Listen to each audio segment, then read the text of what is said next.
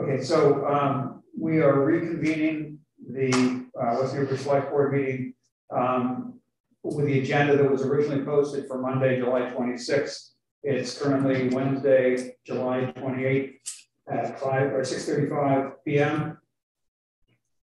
And the first item is continuation of discussion. We had already started talking about the proposed revisions to signs and town property. Earlier in the meeting, as we were discussing applications for permits for signs, but we never actually covered that topic. We never completed covering that topic. So the policy, as I recall, what we had talked about was potentially two-week windows that could be anywhere within the time frame that the sign permit applicant requested.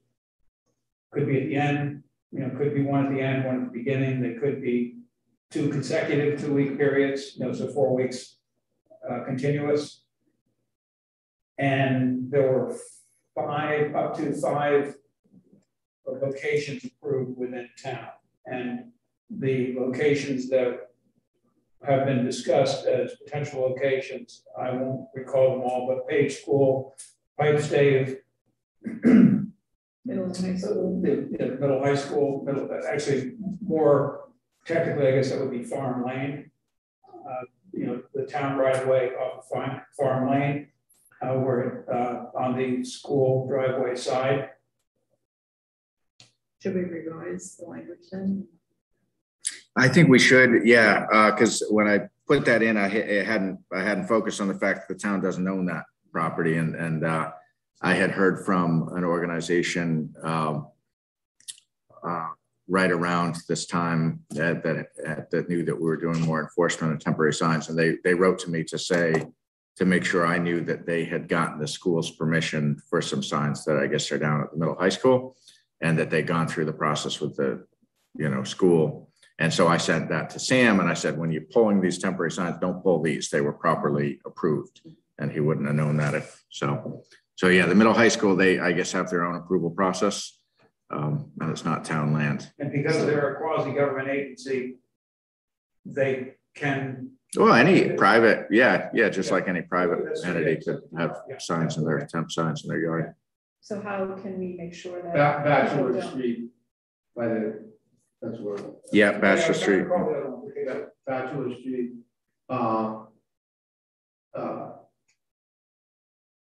Cherry Hill, Indian Hill, triangle, yeah.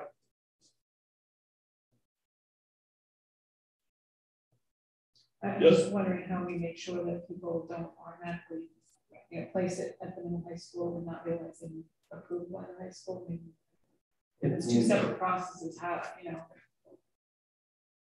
Well, maybe we can just have a standard thing in the form they have to fill out that, approval must be something. Don't put it next to the high school sign. We have to say that something. I don't recall the road, I guess this may have to be revisited in a year and a half when this new school is open. Because I don't recall where the entrance way is going to be. It's going to be at the same location. Yes. Yes. Okay. I know that it goes in and it moves around differently, but I didn't recall that. Is the entrance going to be the same? Pretty much. Same curve cut right on 113. Yeah. I think it may be expanded a little bit, but it's going to be where it is. I think you're right. Yeah. Well, because they're going to have the athletic field right next to it. Mm-hmm. So obviously they can't move it too far to Groveland. Yeah. Okay. So they're going to be right against the property line. Yeah. Okay. It's going to be pretty much. It's on a plan that we've all seen, but I don't recall the layout. No, it's going to be there because the playing field is right there. Okay. So the what was it? The turf field, the dry dirt field. They now with the change orders, so it's going to be turf. Okay. It all worked out. What? There was enough money to do that? Yep. Yeah, we voted that change order we were earlier this year. concerned that they were going to leave it dirt. Yeah. as part of the value engineering, that it was actually really the most controversial thing I've seen on the school building committee in my time on there was they wanted to remove the turf from that front practice field, but there was no, it wasn't like it was going to be like they didn't have anything in the budget. And I was, anyway, but they were confident that all this, the change orders all worked out, they'd be able to build it back in, and sure enough, they could. So we had, I think we agreed that up to five signs on town right away, town property. So it's hypothetical. What if somebody decided that they wanted to assign a quarter of a mile up South Street from where the Scotland Road South Street transition, not at an intersection? Would that be verboten, or would we allow that? So it's not one of the designated locations, but it's another location in the town right of way that doesn't necessarily have, conflict with, Doesn't conflict with anything, but they don't have permission to put it on the town right away. No. Well, but it does in the draft policy on page 57. It does list, Page, Pipe Stave, will add Cherry Hill, Indian Hill Triangle, Bachelor Street, Camet, and then it says along roadway rights of way if and as specified in the organization's initial request. So it's a public right of way. You guys could approve it. Yeah, if it's only 5 signs, I don't. Okay, if they have particular desire to put it there, okay. Right. But can it be anywhere? I mean, the right of ways are all over town, right? Mm-hmm. Yeah. Well, So if you put it in somebody else's yard, and right of way. There is this does say in the existing policy, which isn't proposed to change. Let's see, must include the reason, location, duration, sign will need to be posted, and confirmation that permission has been obtained from the property owner. Applicant must acquire permission from the property owner of placing a sign on the property or in the right of way. So how has that been interpreted? Is there an expectation that if it's on a public right of way, they're also talking to the adjacent private owner? Yeah. Exactly. It's like your mailbox kind of thing. Well, yeah, because basically is that the board did not want to approve somebody putting a sign in front of someone else's house without that person saying it's okay. Yep. So the idea is that before you come to us to say put a sign in front of the White House over here, which is on the public right of way, which you control, you want to know that that person who lives in that house is offended by it. The idea is that the corners are places that were kind of like no man's land. Yeah. I would prefer to see it stay there. That just seems like that's opening up a whole bunch of potential issues. Well, the thing is, the board can say, no, we're not going to allow it. I know, but we want to minimize our involvement in this whole thing. So, I mean, I'd rather just limit it to places that are clearly like not associated with somebody's yard, like triangles or. Yeah, but if you're the chairman of the Little League, you want to be able to put a sign in front of your house. Right, it's not precluding that, but it's see, you're not precluded putting it in front of your house because you already got permission. Right. And the idea is that you still can't put it in the right of way. You can only put it in your yard. Exactly. Yeah. So the idea would be is that the board was not going to approve any other location in town unless you come to you give us the permission of the person who's going to be there. Because again, if I had a but people aren't that. You're giving people too much credit. They don't know where the right of way begins and ends on their property. Some houses have a stone wall, but some houses don't, and so they assume that if it's in front of their house, they can say yes or no to. yeah, it just seems like having to check if they have a homeowner's position puts additional burden on staff to, Well, the answer is that you're not approving it. Do you have a letter from the person who owns it? No. Okay, not approved. So that's not something the staff would have to vet before they present. It's up to the applicant. Yes. So has anybody done this, Angus? So the temporary sign requests that have come in the few years I've been here have been just along the lines of the ones you've seen. Typically people want to be in the Ferry Park, the higher visibility locations. I know you dealt with this longer than I have, but that's what they're all pretty much very similar. I mean, Everyone wants to be on Guard Street, Main Street. Yeah.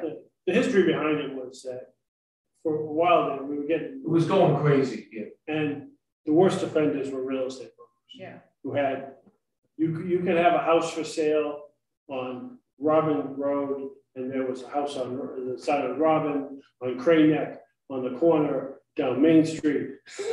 You know, they put 4 or 5 signs up, you know, for a house. I've been nailing some, what are they, power washing signs. So you doing that, putting them up on telephone poles? No, I've been thinking of Driving it. around at night, picking up When I go. They have an go extra for one a out here. run, I pull them out and then later on I can buy with my car again. I got a whole bunch.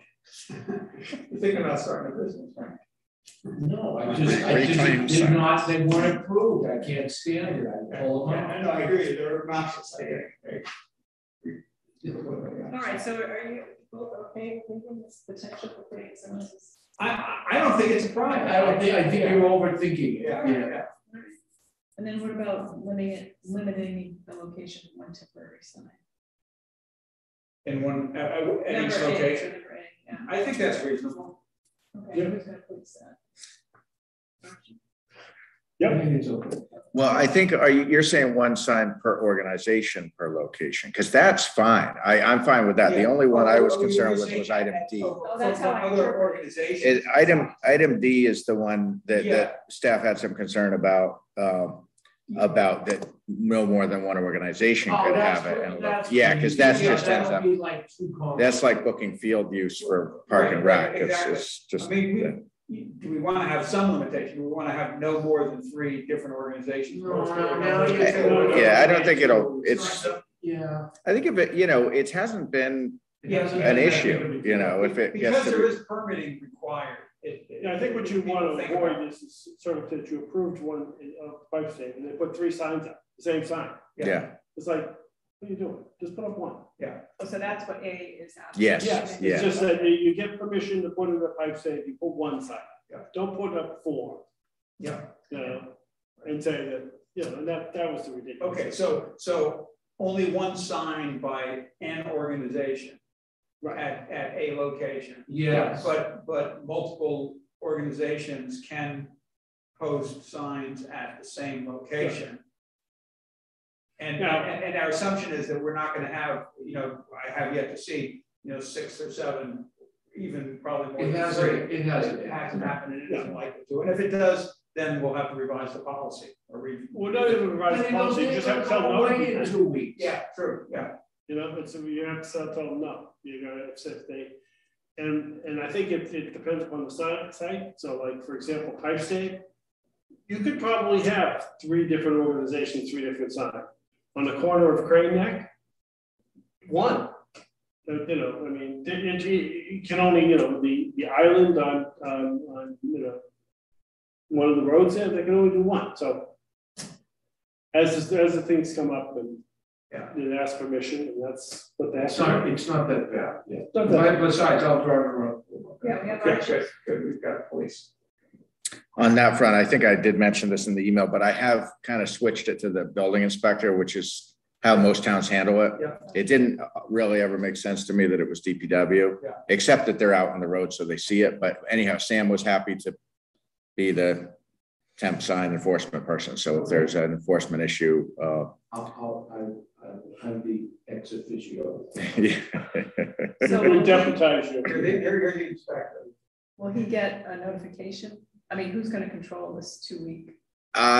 Ultimately, it's going to be Annie, and that's why that's part of. She's been part of reviewing, and we want to make sure that it's not administratively, over, too much. And I think we're striking a balance here. But the 2 weeks. Whether it's like 14 days or, we're going to do the best we can, but it's not like, we're there with a stopwatch. Like, Annie will find out from the group, what are the dates you're looking for. She'll send that to Sam. He'll have that in file. Yeah. Okay. Or there will be. It's a new thing. So, but we'll put that in place. That seems pretty simple. Okay. So all right. I think we. So I think we're ready to strike D. Is that right? Yeah. Okay, good. So I move to adopt the signs on town property policy with the removal of IMD. All in favor? Aye. We have to have the date, David 7/28. Yeah. 28. Okay, and I've also just, I'm going to add the Cherry Hill, Indian Hill, and the Bachelor Street Camet. Okay. And if you want, I have in my notes, to also add just a note that just noting that middle high school isn't town property and that needs to be separately requested from the school. I'll find out from Justin what's their preference for who's to contact.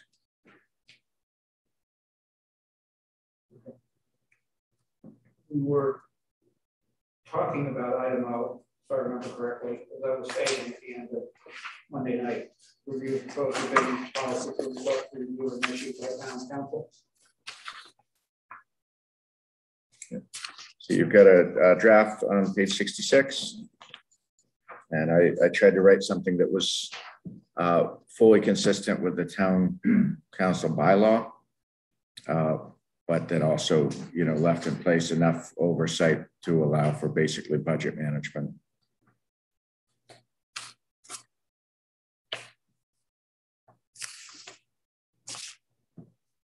And what was the planning board's?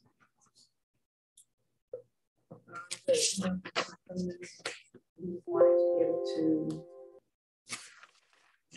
their funds to hire their own counsel. I didn't let him know one way or the other. I talked to him actually earlier tonight. He was at Mike's. Their main thing is they just want to make sure if they need help, it's there. And I think with what we proposed, there's not going to be any delay, either myself or the chair or designee, it's no one's looking to block anyone's access. So I think they'll find that it would work fine. I talked to him about getting Robin Stein in with the board so they can get to know each other, build a rapport. We want that to be a resource that's available to the board as needed. And now that, now that we didn't used to have a town manager. So somebody, the chairman of the select board wouldn't necessarily be available as much as, Angus is around. So now there's multiple avenues to get access, which didn't necessarily even exist 4 years ago. Yeah, there's even more, because the final line in this particular paragraph is if a chairperson is unavailable, another member of the board may approve the request. Well, that was there before. And I think it's as much about, we say approval. Yeah. We say approval, and it is, but it's also really about visibility, I think, and it's in KP's interest too, because they don't want to send us a bill for something and have me say, what's this about? Whoever asked you to do this? Like, it gives us visibility. Yeah. If there's a request going to council, we're going to see that show up in an invoice and not be surprised. So what is the mechanism for requesting? Is there a form that's to be filled In out? most towns, there's a form. I haven't, and there was one here years ago, back, I think when Larry Murphy was here. I've seen that in some of the files. It was just a very simple, describe the question. In Westford, they had that. The town manager didn't enforce it, as long as she knew. She never made me fill in a form. Like, I would just call her up and, hey, Jody, I have a question. And, oh yeah, just call them up, So I think at this, I'm not big on paperwork for paperwork's sake. So my thought would be keep it informal, whether that's a phone call or an email. That would be my starting point. If it becomes an issue, we can always do a form, but It seems to me that if you're not available and they come to a board member, it would be best if it was just an email in some written form, so that it's easier to move it forward. Yeah. So that the select board member, because who knows which, it could be chair, currently me, but it could be anybody else as well, depending on my availability. And it would just be better if it came in writing, so it was easier to just to distribute that so other people understood what was going on. I was also thinking just to have a sense of the scope, Yeah. you know, but maybe that could be communicated. No, you're right. I guess, I mean, I'm sensitive to some of the, you know, feedback we got when we, you know, had that town meeting proposal a couple of years ago. And, you know, I'm not trying to do anything that appears to be a high bar. But certainly, you know, when I send something to council, I craft it to make sure it's really clear and they know exactly the background and they know that all they need to know to efficiently get to an answer. And I would look to any request that we send to them to do that. So, you know, for instance, with there were the questions that came up on what's the name of that? Cortland with the land and whether it had frontage. And Patricia had sent me all this information, and I kind of put that all together into a nice thing, sent it off, and it made the attorney's job really easy. Patricia sent me the info. I sent it to council. It was basically Patricia's question. I just kind of packaged it. So, you know, that could happen. I was sensitive to not wanting to like make people feel like they have to meet some burden of proof. Like if they have a question for a legal matter, you know, let's get it answered. So then it would just be on you to say, all right, this could be a significant enough project that we need to discuss it. Yeah, well, so that's actually in the contract with KP is that they would provide a good faith that if there's a request that comes in that's a substantial request, that they would give a good faith estimate of how much, what the level of effort might be, at which point we could then say, yes, we want to go forward, or no, that's, you know, we didn't mean to, you know, trigger 20 billable hours, you know. So there is kind of a check in there against, you know, something that's intended as like a casual request that then becomes like a major cost item. And from the experience we've had in the last couple of years, that hasn't happened once. In fact, things like, you know, that Cortland Lane, you know, I couldn't believe how little time they billed us for, because they gave us like a really good answer and had a phone call and some emails, and we were billed for like an hour of time or something. It was very, very fair. We should discuss that. Yeah. Okay. So what do you think would be substantial? Is that their judgment call, or is it? No, I think I mean, I guess I haven't really thought about it. What was the question? What would be substantial What would be to like trigger? Yeah.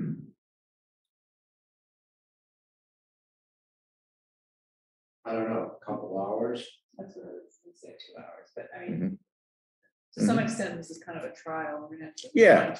Yeah, So yeah. 2 hours would correspond to $450, right? Yeah, that's right.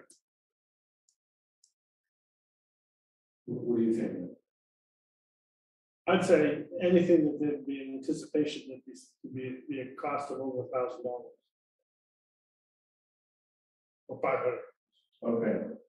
So the dollar amount instead of an hour. Yeah, and just the idea is this going to be, you know, because it's tough to organize time, but you can look at it and say, oh, geez, you know, this is going to take somebody's some time to discern an answer. A lot of times, you know, you ask a question and it's like, especially there, if they have so much background, it's like, oh yeah, I got the statute, here it is, I just like copy it, print it, it's gone.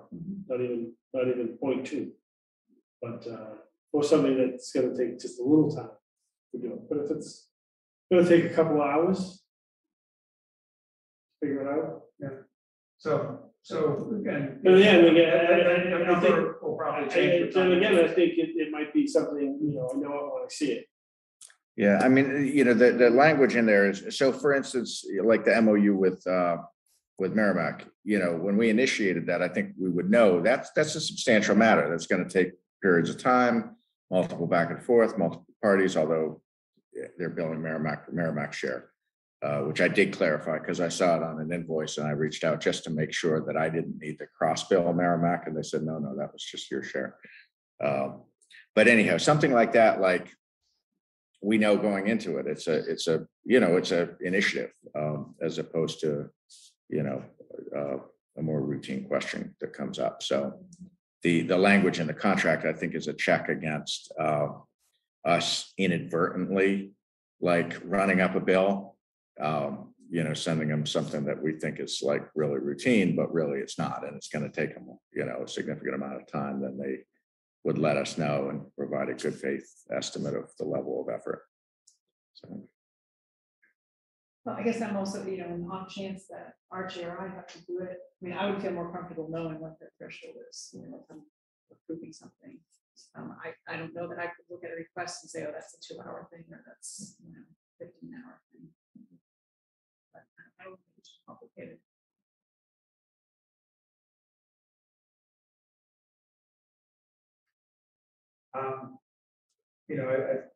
I guess, if we did a limit of say $500.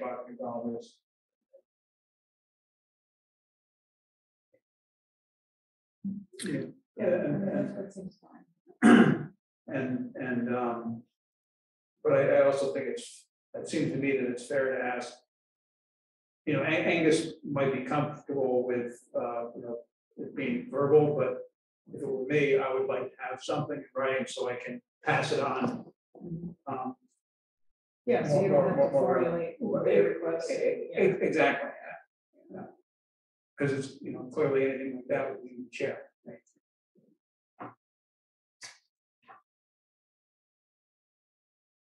So how about on the draft policy, any request to have town council review an issue or provide an opinion must be in writing, comma, and then continue with the ands, must be approved by the town manager or the chairperson of the select board. So do you want to make that change? Must be in writing? Yes. Yeah. Okay. What do you think?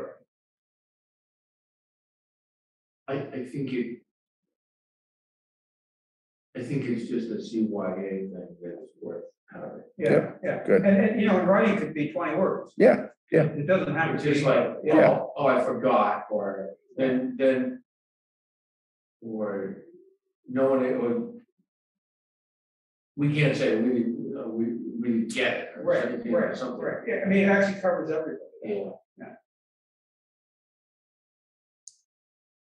So where would you incorporate? And it makes Just great. it makes the person think $500. concise. I wouldn't. About what their That's question something you is. guys, I certainly wouldn't put it here, and if anywhere it would be in a contract, but I think, If they have but to I put wouldn't in put the it here. sentence, then they have to get their thoughts together Yes. on what actually their question is. Yeah. So, I mean, that's kind of my concern, is I don't want to talk with somebody on the phone and say, I just want to that- talk to. Yeah. that's fine, and then afterwards, I'm driving somewhere or one of us is driving and we catch us in the car, and now I get back to wherever I'm gonna, write it down, and it's like, okay, well, what were the details and what don't I know about it? So, yeah, it just makes sense. But it makes the requester think about what they're actually trying to get. Because I just want to talk to the attorney about a big broad thing. Yeah. That's not acceptable. Yeah. Okay. And so let me just ask this question. How would you handle it if the request was a conflict with the select board? Oh, well, I think that's a good thing to talk through. I didn't hear what you I said. was saying, how would he handle it if the requester, legal counsel, was on an issue that on opposing sides to the select board? That's a tough issue. The ruling is that the select board controls town council. Yeah, under the And that legislation, no that's true. independent board has the right to its own council. That's been pretty well established. Even if they pay for it on their own? They can't retain counsel without the permission of town council. That's set forth in the Town Manager Act, but also set forth in established law. There was literally a case on it about the town of Wellesley, when Wellesley DPW didn't feel they were getting the service from town council that they wanted. So they wanted to use their own funds, their own budget, to hire their own attorney. Select board said, no, you can't do that. And so it was actually a lawsuit, and the court determined that board, that in towns, the select board controls the hiring and direction of town council. Here. So based on that, in general terms, it's effectively impossible for another board to challenge the select board? Yeah, That doesn't seem right. No. that's what it is. I mean, you know, you've I'm had not cases- questioning your interpretation, I'm just, reflecting on what it means. That's just the way it is. They control town council, they control the provision of legal, well, I should say, provision of legal services. Now, I guess, if some board had some independent authority, if the planning board has some, like they could literally sue the Board of Appeals. If they had some attorney being pro bono, maybe that could be the case. But there was a case where I know the North Reading Planning Board sued the North Reading Board of Appeals. But the Wellesley case is pretty definitive as to, retaining the council. So, and that's what it's been established. Hey, boy, it's kind of funny. I said, hopefully that doesn't. I guess it's funny. I mean, I don't really feel all that comfortable with that because obviously I don't anticipate, and I certainly hope that nothing ever happens where another board feels that they need to challenge us. But I mean, we're not royalty. Yeah, but the board can always permit it. I mean, Yeah.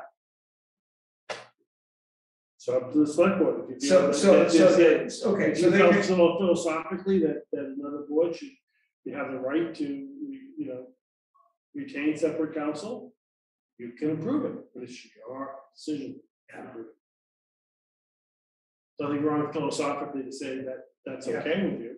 Yeah.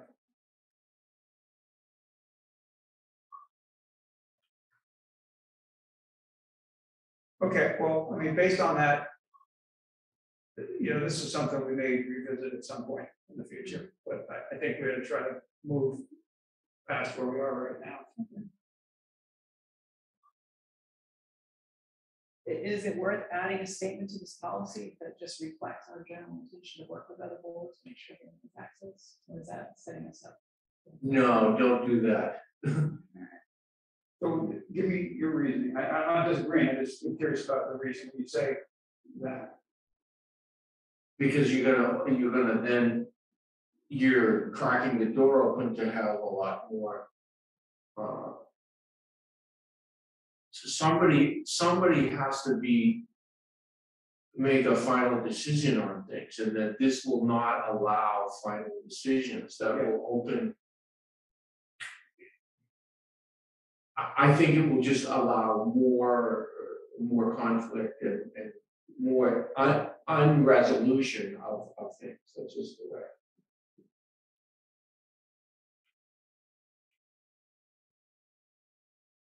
Well, we're not happy with the way this came, another board says, we're not happy with the way this came out, and so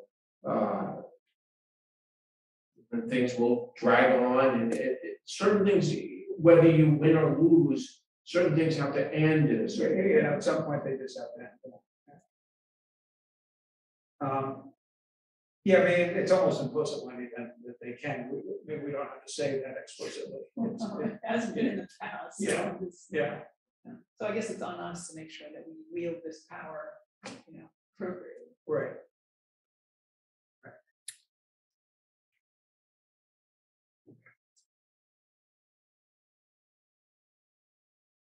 When I I came would up say with there's the, only one exception, that is basically in 48.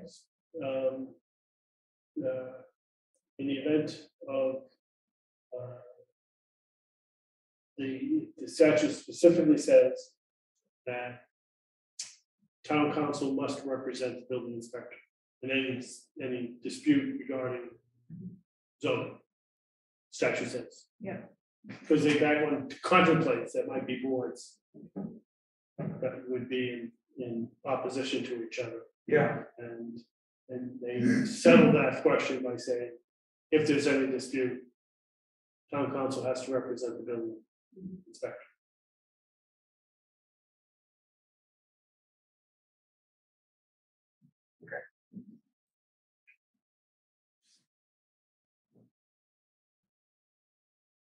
So do we want to you want to kind of revise the draft and review that later, or do you think that move and? I mean, there's only one change, Yeah. text change, is to be in writing, unless you want to think more about this other issue. Is that what you're saying?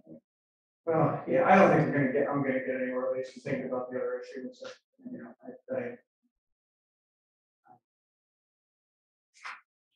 Well, I mean, the thing with the policy, if we change anything. Right, yeah. So Yeah. it's not like the final. Yeah, I mean, I think it's definitely important to get something in place now with Mike's last day coming up. And Right.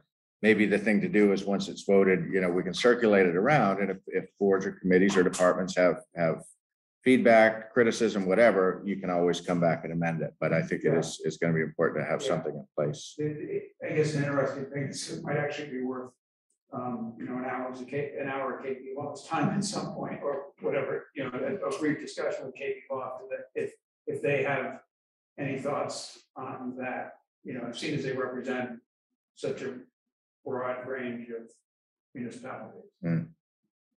Do you think so? Or? I mean, I think they're going to look to the town to set the cues for what's going to be an authorized request. And, you know, What Kind of Rick, you're asking them to like, open the door for themselves, right? Yes. Come on. Yeah. Well, so far they seem to jump pretty. Yeah, they go straight. Well, I mean, I like that idea, Angus, if we Yeah. vote this, and then if you would circulate it to other boards, if we get a lot of feedback, then I think we can talk about it. yeah, no, I think that's good. And, you know, I'd let Tim know because he, you know, that we were going to look at it, and, you know, I can follow up with him. I can send it to other, you know, I don't know if I want to, I mean, I'll do whatever. We could send it all board and committees. That's most of them as a practical matter haven't ever needed council. It hasn't, it's more of a theoretical Only thing. elected boards, because all other boards and committees must go through you. Oh, under the bylaw, they have to, Yeah. well, they have to go through the majority vote of the appointing authority, which is mostly the board, but that's a good point. That's already law. There's no So you don't change have to to send it that. to every board and committee, you send it to the elected. The elected boards, that's a good, yeah, because assessors are gonna have interest in this, planning, conservation, water, health. Oh, they're not, you're right, they're But not I'm elected. thinking more just so people are aware, because a lot of people have questions about why leaving. And, Yeah. you know, so I think not. if Oh, no, you can send it to all comments, ones, that's but fine, it's just comments as and stuff, a yeah. courtesy to. Yeah, let them know. okay, yeah, for that purpose, yes. But as Yep. opposed to like getting comments back, it doesn't. No, I think we circulate it, and then Yeah. you get comments. Sure, well, I mean, the more people know, the better it is. Yeah.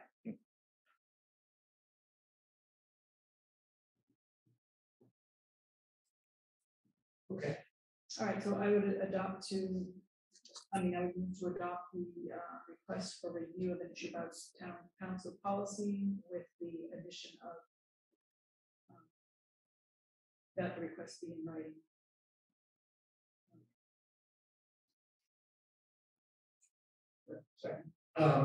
By, should we say by, is saying it in email, is that the more Yeah. equivalent of writing nowadays or Yeah. not?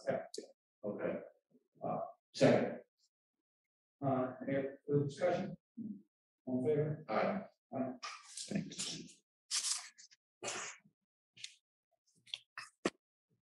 All right, so the next item is, a lot of this is housekeeping. And like I said in my memo, you know, I think if you're inclined to just do like a universal change and post it, it's just like housekeeping.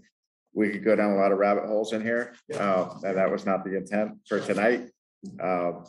But you know, these policies have all been kind of reviewed and amended or left as is in the last 3 years. So I don't think there's anything. Cleaned up a lot. Yeah, we did a lot. We did a lot to get these in order, but so the one thing that I didn't, so if you go to page 86 of your packet, and I put a note in, but I didn't have time to go back to my notes or meeting tape from that June 28th. I seem to remember that when you guys talked about the variable message board draft that Wayne had produced, I seem to recall there was like 1 or 2 things you changed before you voted it. So that one I'm not totally clear on. I got to go back or have someone go back and figure out exactly what was voted that night. On the 20th. It was substantially similar. I can't remember. I read this. Yeah. I'm okay with it. Okay. Was there like the number of days? Did you mention? It seemed like there were. Yeah, I feel like there was. I feel like. But you did cut it down. It says like the last paragraph. I'm okay with the last paragraph. That reflects what I remember. Okay, I couldn't remember. I didn't have time to go back and look at, whether my notes had it or if not, to watch the tape. But again, like Wendy said, if we find it's not quite exactly what you voted, we can bring it back. I think what the discussion was about paragraph 3, that the message displayed must be related to health and safety of the community. I think we struck trying to. Oh, yeah. That rings a bell. Yeah. Yeah, that totally rings a bell.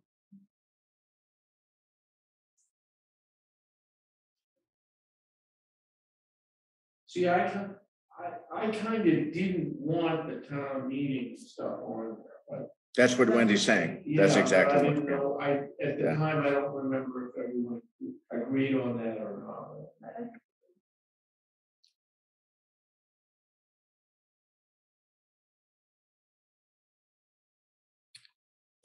Because then it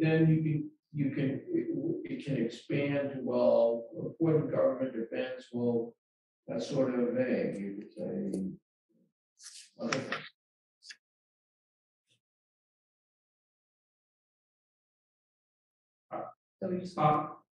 I would put a period after community in the first sentence of the 3rd paragraph. Straight from and through special time. Yeah.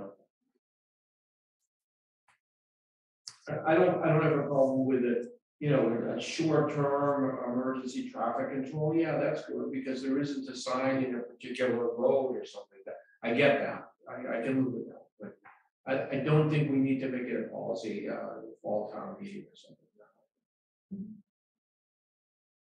But that's just my opinion. No, I agree. I think that's it. Okay. So that's the only change. I'm not as concerned about, what we're talking about striking, but I can go with that. It wouldn't trouble me if there was a notification of a special town meeting or something like that, but I feel strong. Yeah, we have our sandwich boards, right? Sandwich board, we have a little signs pre-made, town meeting, that they have to put. The thing in front of the. It's Saturday. Yeah, and I drive around putting signs. That's the one time I put signs up, is I drive around putting signs. Now, I even took me a long time to make sadder fit. Oh, was that you who did that? Of course. Because all the signs said Monday, and I had to make it a font that fitted day to fit with Mon, so. Wasted a lot of time. Right. Made them more visible. So we need to vote on that. Well, why don't we just, I think that was how you voted it. We could put today as the adoption date, just so when people, check the minutes in the future. Who's going to do that? So we just discussed that. So why don't we move to adopt the Section 32. The revised set of policies. Yeah, I'd say the whole set, because it's got it's really what we just discussed now. In particular, section 32. Yeah, we're in Correct. favor of that. Okay. Yeah. And then the updated town property signs, section 28. Yeah, based on what you voted earlier. Yeah. All right. So, All right, so, Okay. okay. Discussion. I mean, how, is there like a schedule for reviewing these policies, or what's your? Well, no, I mean, so it was basically, this arose from, you know, I'm kind of try to be kind of a by the book person. And when I got here, there were policies like around and about in file cabinets or anywhere. So I put them all into one, just so we'd have something in one place. So, and then as we did that, we did substantive reviews of a number of them with Mike, with the police chief, with whoever was most appropriate. So at this point, everything that's in here has either been kind of checked off as, yeah, still good, or it's been updated. A lot of that was back in like 2018, 2019. It's on the initiative of the board. You know, if you see anything, if any of you see anything in here that ought to be, you know, revisited, just put it on the table and we'll put it on the table. But there's not been a regular schedule. Every 3 years. but it's so much better than it was. It's unbelievable. Yeah. Yeah, I mean, you know, it was famous for, you know, I go into Mike's office my first 6 months and say, well, I read the bylaw this. Oh, but you didn't know about the policy. Well, how would I know about the policy? Where's it printed? And he pulls it out of this little folder. Well, They made it up as they went along. speaking of signs, like there was the one with Garden Street that had been grandfathered years ago. And it was like, how would you know that the board years ago said, oh, that's going to be allowed, that egg sign, and you know, it's The raw rules. yeah. Yeah. I don't know if he's still doing it. No, no more. Okay. Moving on. Yeah. So I had Archie and Wendy, and yeah, I didn't have a vote. Because we have no further discussion. All in favor? Aye. Great, Aye. thanks, Good, that's good work. thanks.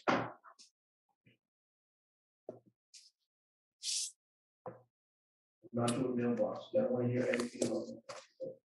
Okay, so now we're on to item R. This is a letter that came in recently from MVPC. Wait, Um, did we skip the, Oh. special town meeting? Oh, yeah, We yeah. did talk about No, but we didn't talk about the known and potential articles. We talked We about talked the about the date, date. but that's right. Yeah, I had checked it off, but you're right, that is still open. Yeah.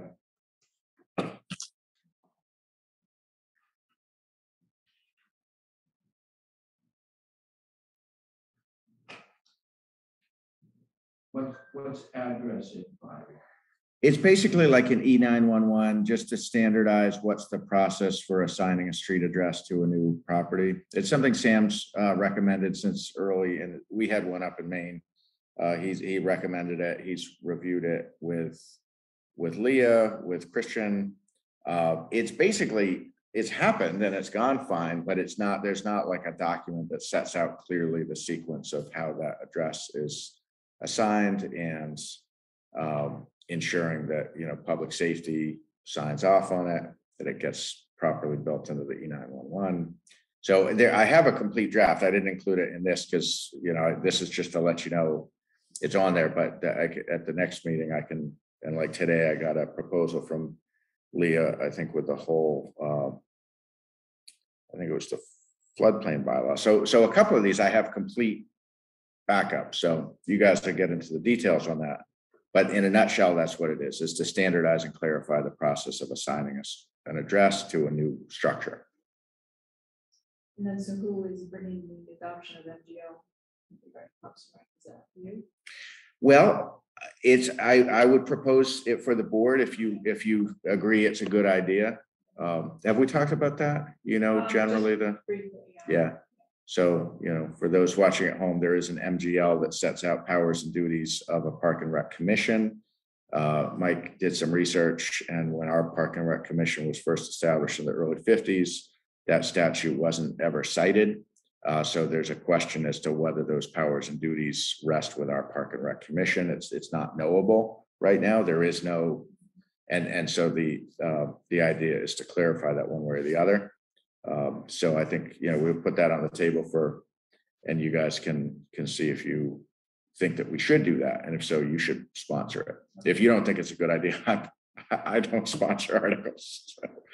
But I did make a, the resident who brought it to me, I said, yeah, we put it on the table for discussion. And then under the potential, the funding for Groveland Dog Park, is that to have access to that dog park?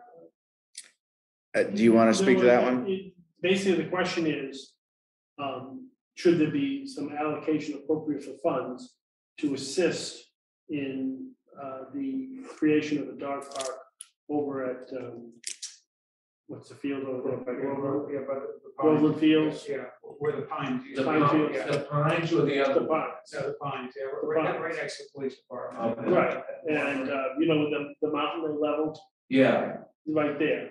And so I guess that Groveland has, $250,000 grant. Right. The total number is $350,000 to do it. Yeah, Right. it seems like a lot of money for a So dog park, but apparently that's what it costs. yeah. So the question is that would West Newbury be willing to pony up some money to help this thing happen? And would that be lawful? And my response is that the municipalities can enter into an intermunicipal agreement with regard to the provision of public services. Obviously, we do that with regard to mutual aid with police in Newburyport. We do it with regard to the animal control officer. So you could do it. My response is though, but the town of West Newbury has to get something for its money. So either Something unique. well, something, yeah. Well, right now, we don't have access to that dog Well, I mean, other than the fact that it's public, I guess. I mean, I don't know if they'd be limited. park. To- They do, limit it to residents. Okay, well, then it would have to be limited to resident, they would also have to permit West Newbury residents to also use it. And so if there's some limitation, again, Excuse me, so when you say that dog park, you mean on the far side of the ball fields there at the pines? Yeah, okay, so that is actually limited to Groveland That's my residents. understanding. I have never tried to use it. Okay, because I had spoken with Nathan, he thought that was pretty much open, fair game. Well, maybe something forced. Yeah, okay. I know that Groveland, for example, they have a boat ramp there, but it's limited to Groveland residents. So, the idea is they wouldn't take any state money, because if they took state money, Oh, then they have to. then they'd have to open up everything. But in this particular case, they are getting a grant and it is state funds, I think. I thought that was when I talked to Nathan, I thought he had said that it was a $250,000 grant. And it could very well be that the part of our grant is that it has to be open. Okay. But that doesn't mean that you can have people use the park, doesn't necessarily mean that you park there. So, you could have Details. that West Newbury and Groveland residents could get a parking pass to park by the park, and other people can use it, but they just can't park their car there. Without, or even something like you need a parking pass, and for West Newbury residents, it's $5, and for West Newbury and Groveland, it's $5 for out of towner to get a parking pass to be there. It's $25. Again, the answer is that can the money be spent for that purpose? The answer is yes, with those provisos. So, I mean, I think Nathan was thinking, well, this would be an amenity that the residents of the town of West Newbury could probably use. It's not like it's that far for them to travel, and then they have the availability of having a dog park. I mean, there is, or could be an advantage. It might take some pressure off Mill Pond. Yes, Now, part of the reason people go to Mill Pond is because they like their dogs to be able to just run in the fields. Or the woods or wherever they happen to be, but on the other hand, people like to go to dog parks because then dogs can run around with other dogs, with abandon and socialize. I mean, I would envision that that's such a thing, given the fact that they are right next to a large urban city. Would be very popular region. Because I know a lot of people in Haverhill have dogs. And where do you take your dog in Haverhill? Yeah. So what is the implication of that statement? So the implication is that they get a lot of use, that they would, it would become a regional attraction. Okay, so it may not benefit us as much? No, I mean, it just said that's they're in meaning that, you know, maybe there should be some type of, you know, limitation, because again, it could be a circumstance of overuse. You know, and that would basically thwart it. So if there was, yeah, I mean, you know, we're talking here about details of a dog park parking in some other community, who knows what they're, but perhaps it's in Groveland's best interest to have some portion of the parking limited to Groveland, and if West Newbury ponies up some money to West Newbury residents as well, not limiting other people's access completely, but just ensuring that there's enough parking to serve the needs of their community. Right. And enough parking reserved for their community. Yeah. And that's certainly well established, and you go around to beach communities. Yeah. Obviously, if you're a resident, you get a beach pass or a beach Yeah. pass for reduced rate. If you're out of town, pay full rate. Yeah. So are there other ones of these, Angus, that you would think that the select board would be bringing forward that we need to start working on now? I'm wondering about the housing trust. Is that something we would carry? I think so. Yeah. Yeah, and there's been progress made on that. So in the- I'm wondering if there's anything we need to start working on, so that we can have something prepared. Well, so I think, so the mooring field, I think a question there is going to be, is CPA going to accept it as a project or not? And if not, does anyone, whether the board or harbor committee, want to propose a separate article, not for CPA? I think on Emerald Ash Borer is, you know, does the town want to try to do some strategic mitigation of that? And if so, what would be the right amount, and how would that be managed in terms of decisions on, you know, how to best use funds? It didn't sound from the other night that we were going in the direction of amending the animal bylaw, but obviously that could change between now and, you know, the next 5-6 weeks.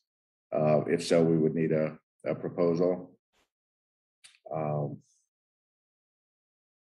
Let's see, another thing, you know, I notified you guys the other day about the reduced assessment for retirement. I think it's a, you know, I thought of it after I wrote this, but that's a substantial enough amount. You know, if we reduce the budget by 32 grand, that's a couple of cents off the tax rate. Probably worth doing that. So we might want to do a budget amendment on that. Yeah. It's the whole Groff property thing that Which will be potentially a lot of time required to sort that up. Yeah. To get that figured out. By the way, did you have any? I reached out to them the next morning and proposed some times and hadn't back. Yeah. I was trying to make them this week, but Yeah. it may not work out. She asked for your email. Yep, she You got emailed me it? and I. So the noise bylaw, is that a planning board thing, or would that be us? that would be us. If there's to be a proposal, it would be us. And the suggestion from a resident was whether to impose some limitations, not broadly on every user of you know, something like a leaf blower, but on commercial, specifically on commercial entities. So it's interesting, not specifically leaf blowers, but associated, similar noise generators, and I'm sure the same resident. I had a conversation a couple of months ago, and he pointed out the issue of wood chippers and commercial wood chippers, and you know how there are times where they kind of take over a neighborhood, and he pointed out that there are some arborists, or some tree operations that don't use chippers on site. Instead, what they do is they cut the branches and load them in a truck and take them off site. You know, they take them basically back to where they operate, and they handle them or process them somehow there. They ship them on site. And so I was over in Seabrook today and driving back. I think I was in Seabrook. Now, actually, it's possible I was in Salisbury at that point. You know, it's going to Home Depot. So on that stretch of road, maybe that was Salisbury. And there was a Mayer tree service, you know, Mayer, and they had a, you know, what was probably a hydraulically powered piece of equipment. Either that or it was, you know, electric, but it was a shear that they were managing and loading whole branches into the back. You know, they have a big truck with a cover, and they just are stuffing the branches and whole into that. And instead of grinding them in the neighborhood, you know, they transport the material and to some other place. And I wonder if Salisbury has. the same thing occurred to me. I wonder if they have a bylaw already limiting that, or if that's maybe that tree services decided that that's a better way to process it, to process the material. I think it depends if you have disposal room. Yeah, Probably couldn't dump it anywhere there, so it'd be easier to just finish. yeah, could be. So, you know, I'm sorry, I kind of jumped off of the noise bylaw, but it fits into the same category. And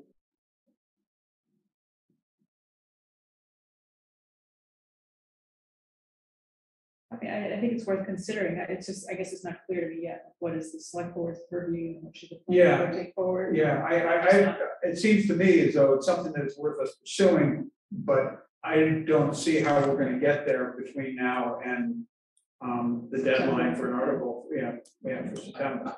I don't see how it's we're like an unbelievably spread out community. We're not Brookline where someone's for the most part is 10 feet from the next house. And yeah, I can't see how Chipper taking over a neighborhood sounds like a gross exaggeration. When does this happen? Well, the example was actually over at the area where Main Street, behind Main Street is River Meadow, and there was work that was going on in that area, and so there were a number of homes relatively close. But it only happens once. Yeah, and I've had two other people approach me with noise concerns about leaf blowers. And of course, those weren't commercial, those were, residents using leaf blowers. So, you know, that's a tough road to go down, you know, in terms of control of noise, because you need instrumentation, you need to measure it, you need good instrumentation, you need to measure exactly what's the problem, and then the enforcement don't do that, and you know, you have to establish ambient. Yeah, it's complicated and it's hard to enforce. We actually do have noise. Yeah, we do, but it's complicated and hard to enforce, and we don't have the instrument necessary to, you know, to generate the information. You can get an app on your phone. What's that? I mean, I have an app. I actually have that. Yeah. but to establish ambient, it's got to be measured, I believe, for 10 days in a row, and then it's got to be certain decibels above ambient. So if you haven't established ambient for that location, it's effectively unenforceable. That's the DEP, you know, noise statewide. That's the an thing is issue. trying to use an app on your phone.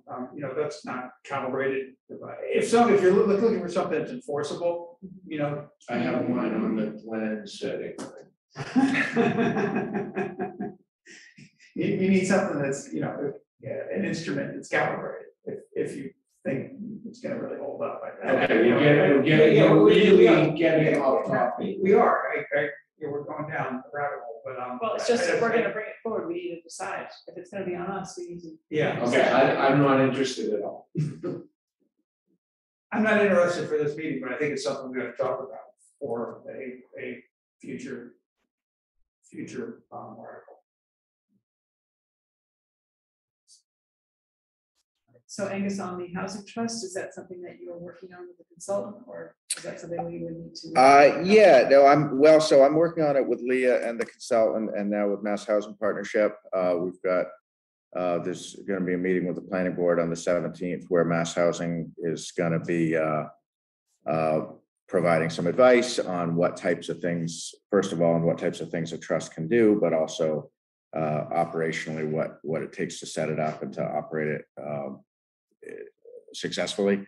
So, I understand there's some, definitely some number of people in the community who want to see that proposed this fall. If that's the way we go, great. I would say if we do that, I would want to make sure there's some allocation of funding to engage whether a part-time staff person or a consultant to support the trust. I know Leah feels the same way. So if that's either part of the same proposal or a parallel proposal, great. Because the trust, creating the actual trust, I mean, town council, legal counsel would have to be involved, but it is pretty boilerplate. The statutes prescribes what it can and can't do. And the form of bringing forward the actual proposal isn't going to be, you can customize it, but you don't.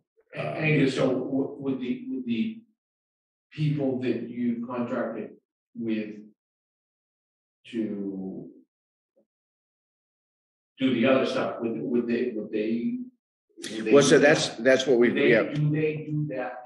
Not help us create it, but do they help? No. Ever run them? Not run them. No. Though she can be involved. Lynn is happy to help. Lynn Sweet is happy to help with, like, if there's a specific project or potential project on looking at feasibility, looking at the development economics side and like what might work there, how might you structure a public-private partnership. She's got a lot of expertise on that, but has no interest or capacity to like support a trust in terms of going to monthly meetings, okay, putting in place procedures and paperwork. And there are other vendors who do that. And there's also, I know, for instance, the city of Amesbury has a part-time person who just does that. And but we're so tiny. Yeah. Who's gonna we're only talking, $100,000 or $200,000. I forget how much it is. So I mean, like, we're setting up this trust, fine, but like to have monthly meetings and reporting just over $100,000 it seems like crazy. I think the desire is to start, identifying partners and projects and that. Oh, I understand, but just we're gonna be paying somebody to manage a microscopic piece of money, that's all I'm saying, yeah. Well, I mean, it could just be also administrative support for that process. I mean, Angus, couldn't it be included in the trust? Is there an ability to have an administrative? Totally. Yeah. That's how we should approach it. And this person in Amesbury that you mentioned, is that a part-time thing? I mean, is there? Well, so it's interesting. I told Tim all about this but it's, and I won't name names for a public meeting, but so it happens to be someone who was an assistant planner on a South Shore town neighboring Marshfield when I worked, and we've known each other 15 years. She's terrific, great AICP, planner, and does this and is all word of mouth. I just got her name 6 hours ago, and I didn't know she was on the North Shore now, but she is. And Lynn knew her and said this might be perfect. And I said, wait, is that? And anyhow, so we worked together in Hanover. I did their historic preservation plan, as a consultant years ago.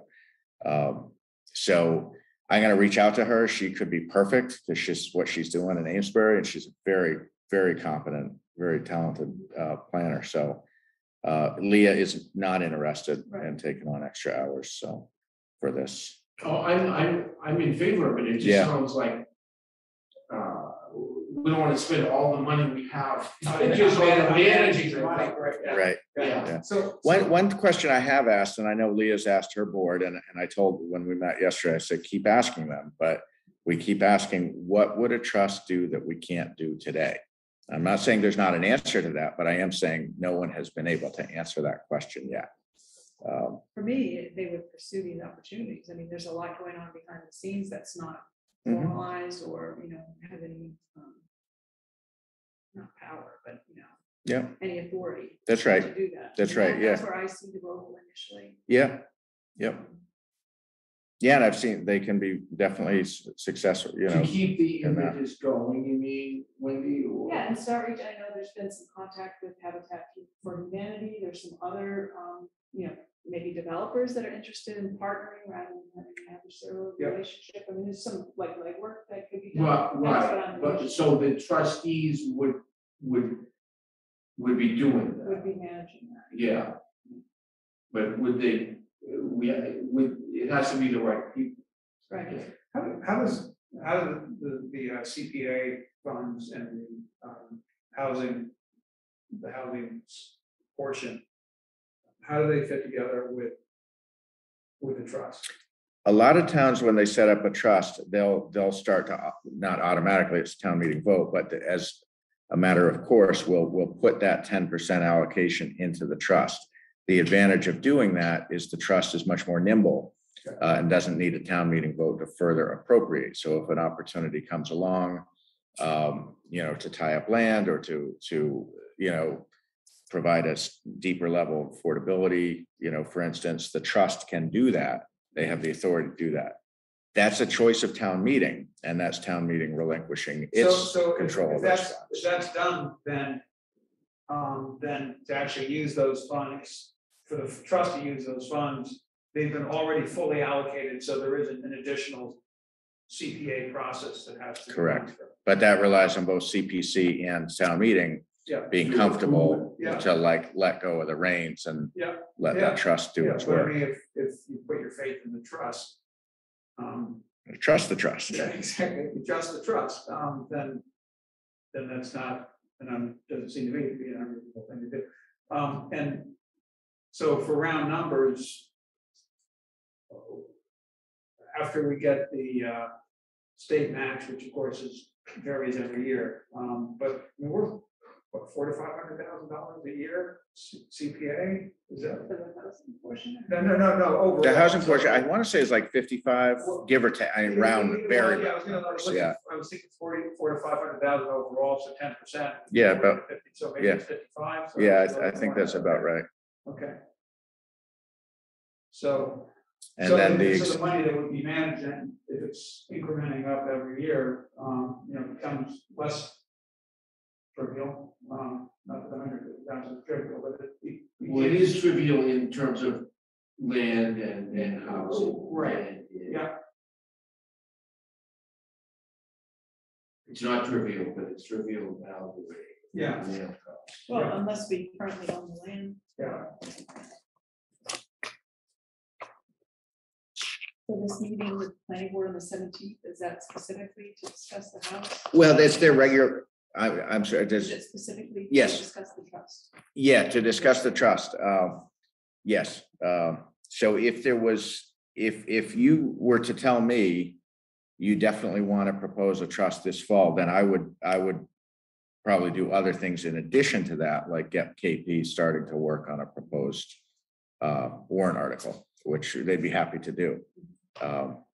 So I didn't know how far along we were with that. I would like to see it. Yeah, I'd like to see it happen. I'd like to get the process going as well as we can. Mhm.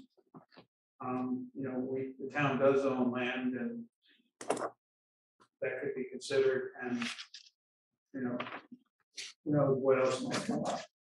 Angus, I would be in favor if you find out from this person what kind of management costs Mhm. there are, because if the rules and the reporting and stuff would be the same for a trust that has 7 million or 70 million as was for one that has 70,000, because certain forms and certain processes still have to take place. The directors meeting has to be recorded, all that kind of stuff, so that there's certain fixed costs that are the same whether you have a whole bunch of money or you have a little bit of money. So we don't want it to be 30% of the cost is going to management. That's that's my reason for being hesitant to go there until we find out what managing this will actually cost. Right, that makes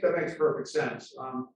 But for baseline, I had no idea, but if it's $3,000 a year and it represents 2% of the money in the trust, it's probably worth doing. Yeah. If it's $30,000 and it represents 20% of the money in the trust, then maybe not. Right. Aren't there also funds from developers that come into that? That's a separate account. So that has about 160 plus. So 160, I'd say minus 10 only because 10 is encumbered. It's not spent, but the costs of, for the Lynn Suite work, that's not coming anywhere close to 10, but I'm authorized to expend up to 10 on that kind of thing. So I consider that kind of encumbered. So it's like 160 minus 10 plus whatever's coming out of the 519 main, which Leah did tell me the number at one point, but I don't remember. So I think balance is probably unencumbered balance, probably in the neighborhood of 175 to 200. I would guess maybe a little less than that.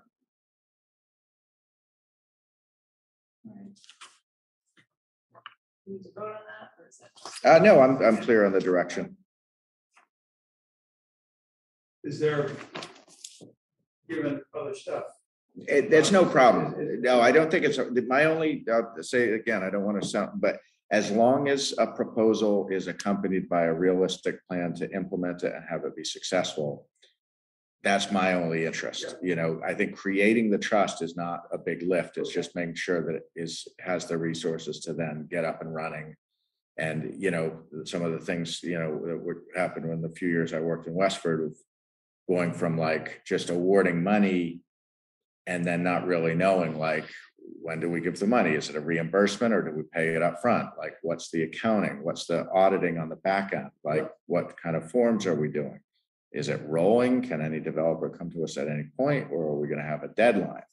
Are there certain types of projects we're going to face? There were 100 things that they were figuring out after the trust was up and running, after they had awarded money to developers and realized that, like, oh, like these are like, so they were doing it like too late, better late than never. But that's where I'm trying to learn from that experience and say, let's think that through and make sure that they have a resource. So it's not just a group of people that's standing over Leah's desk or standing over my desk and saying, we have all these needs. And it's like, I know, and I knew you would, but that doesn't mean I have any more time than I had. Yeah. So that's, right. I think, yeah. So how self-sustaining in terms of,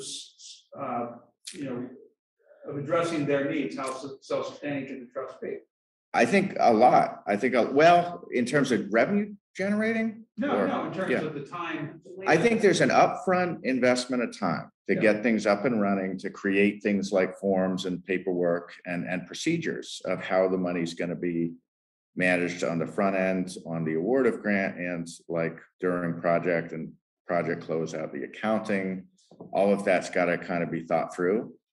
And I know there's, we're not reinventing the wheel, but someone's got to, working with Mass Housing Partnership or working with other towns, like get those templates, customize them, make them our own. So I think there'd be an upfront investment to kind of get it up and running. And then after that, I don't think it needs to be a huge deal. I think it would be good to have somebody who's a point person. So if a developer contacts or Habitat, that there's a point person to direct them to. So how many people are on the trust itself? Yeah. The statute prescribes that. I thought there was a spread though, like 5 to. I thought it was 5. 5 is in my head, but Mike could be right. It could be 5 to 9 or something. We're a small town, so if we had 5, we probably ought to be happy. I think, Mm-hmm. Okay. I asked because I'm wondering if we should do what we can to make it publicly known now that we're working towards creating an affordable housing trust, and we need people. Oh, I know, it's pretty. Yeah, I know, but but I would do that once you've decided that, it's going to be on the warrant. Yeah. then Yeah, Then you're don't do it yet. Yeah. don't do it Okay. until you say it's on the warrant, now we're gonna, not Yeah. do it. So Because maybe this otherwise is- you just get people ratchet up and then if you go down, it doesn't happen. Are those questions and procedures you're talking about something that Lynn would help us with? Not so much. I think the mass housing contact Shelley, they can be tremendously helpful. There's in fact, they sent me just yesterday, they did like a workshop, like an hour and 20-minute kind of seminar, and that's recorded. It's on, on their website. That's all about like how to get it started. Here are the things you need to think about. So we don't need to reinvent the wheel. But Lynn, who, she said, like the legal work, you got to have your town council do. She felt mass housing would be better suited to, for this type of, so I talked to Shelley for a while yesterday, and she was great. She got her head around our situation really quickly. And we're going to set up another call with me, Leah, and her sometime before the 17th to give her a bit of a deeper, sense of like the context and some of what the town's talked about or looked at over the years on potential housing policies. All right, that sounds good.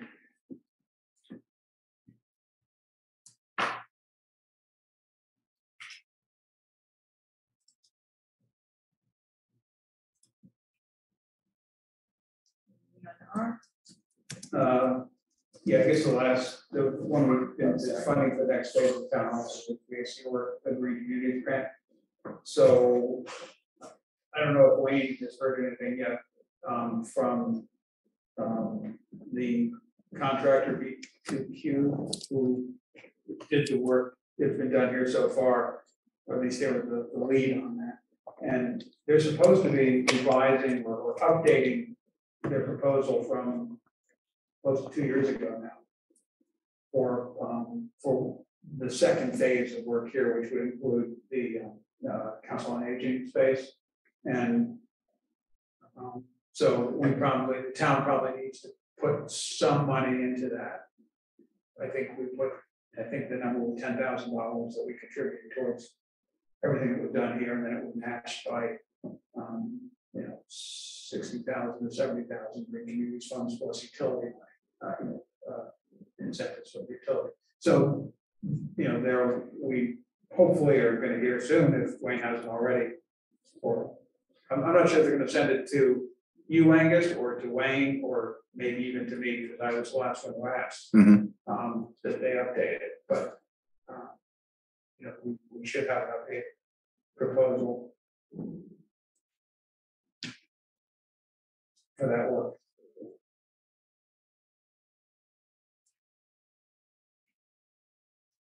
And so which part of the town offices, what was not included?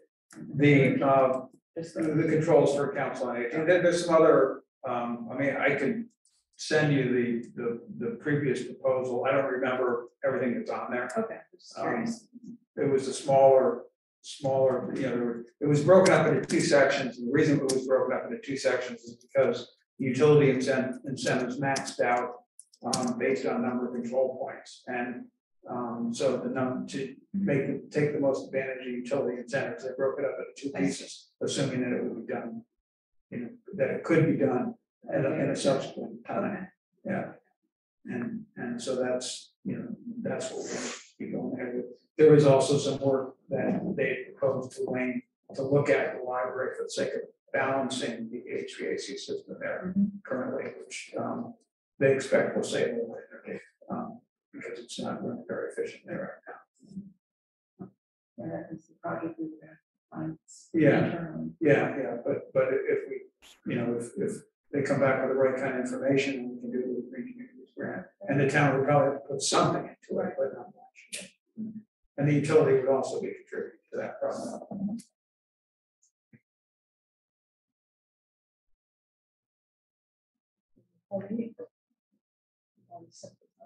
Yeah. is, I just want to I remember. knew you were gonna say that. We're doing stuff that was an emergency, remember, the small town meeting isn't a wish list. Yeah, It's stuff that couldn't wait until the spring. yeah. Or wasn't ready in time for. No, it's. I specifically remember in the wetland bylaw, the Concom was supposed to do it in the fall. So, I wasn't particularly pointing to that one, but things, just because we can do it now, doesn't mean we have to do it in the fall. That's the point. The fall is when this was a totally unanticipated thing that couldn't be, that just couldn't get done. I don't think any of these items qualify As well. as something that was unanticipated and couldn't wait until the spring. I mean, these Well, all- Emerald Ash Borer, that sounds like that can wait.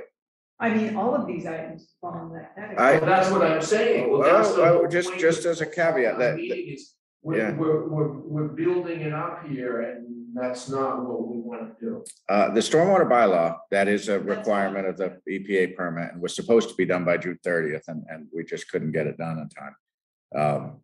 Another one I didn't mention in here because I didn't think of it, but I should, is we might want to do a free cash transfer, depending on once we do the tax recap model and come up with an estimated tax rate. Typically, I present that to the board in early September.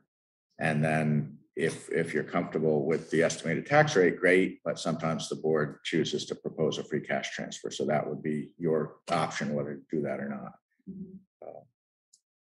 I'm just playing wet blanket here, but we're getting fall town meeting expansion, and that's not what we want to have. Okay, fall town meeting. we'll take the Emerald Ash Borer. So, that's a problem that's here now. And it's probably accelerating. And In 3 months, yeah, no, sometimes you talk about seasons as opposed to months, and it isn't. Yeah, you mean from last, it wasn't recognized. It hadn't been a topic of conversation when we were at the last town meeting, when we were at the annual town meeting. And okay, so it has to wait until the spring. And it's a problem that's here now, and if we don't address There's it. lots of No, Archie, problems let me here. finish. If it's a problem where if you don't address it, you'll never address it, because the trees that you think you might save will be gone. So you treat them now, or don't ever consider treating them because they're gonna be dead. Or remove partially compromised trees so that it doesn't spread. Right. In between now and next year, it would be significantly worse. Most likely. And it might also be better to do any work in the winter. I don't know about it, depending whether you're gonna move stuff or treat it. Okay, but I'm just be aware that this is what we've been trying to do, and I'm just trying to keep us on the path that we've been trying to do for fall town meeting. But is that kind of like a policy thing, or is there anything in the, I'm just wondering if It's there's just a directive, just kind of not a policy, but an but, internal like plan.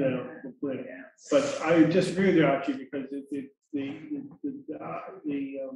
or it's like a disease, is that it will grow exponentially. Yeah, so like if you have cancer, you don't say, well, I'd rather wait until my CD matures to take care of it, because But the thing is, it'll be, it's just a better time to use that money. but even in 6 months, where you have,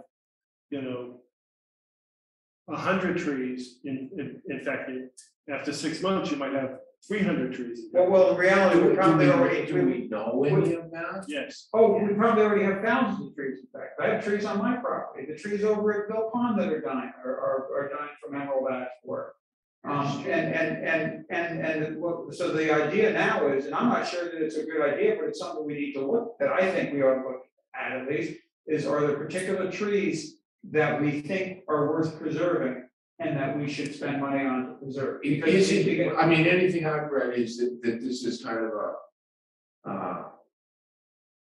going against the title. You know, you may be right, but if we don't, if we just throw in the towel right now, then, okay, then that's what we've done, we've thrown in the towel. But I personally think we ought to look at it, and hopefully by the time we get to town meeting, we know a little bit more. I know the tree committee is trying to look into it. I know Wayne is trying to find out what information he can. I don't know what Wayne has for research. He's got a lot on his plate, but He's pretty knowledgeable about it. yeah. So we need to make a determination: is it worth trying to save some trees or not?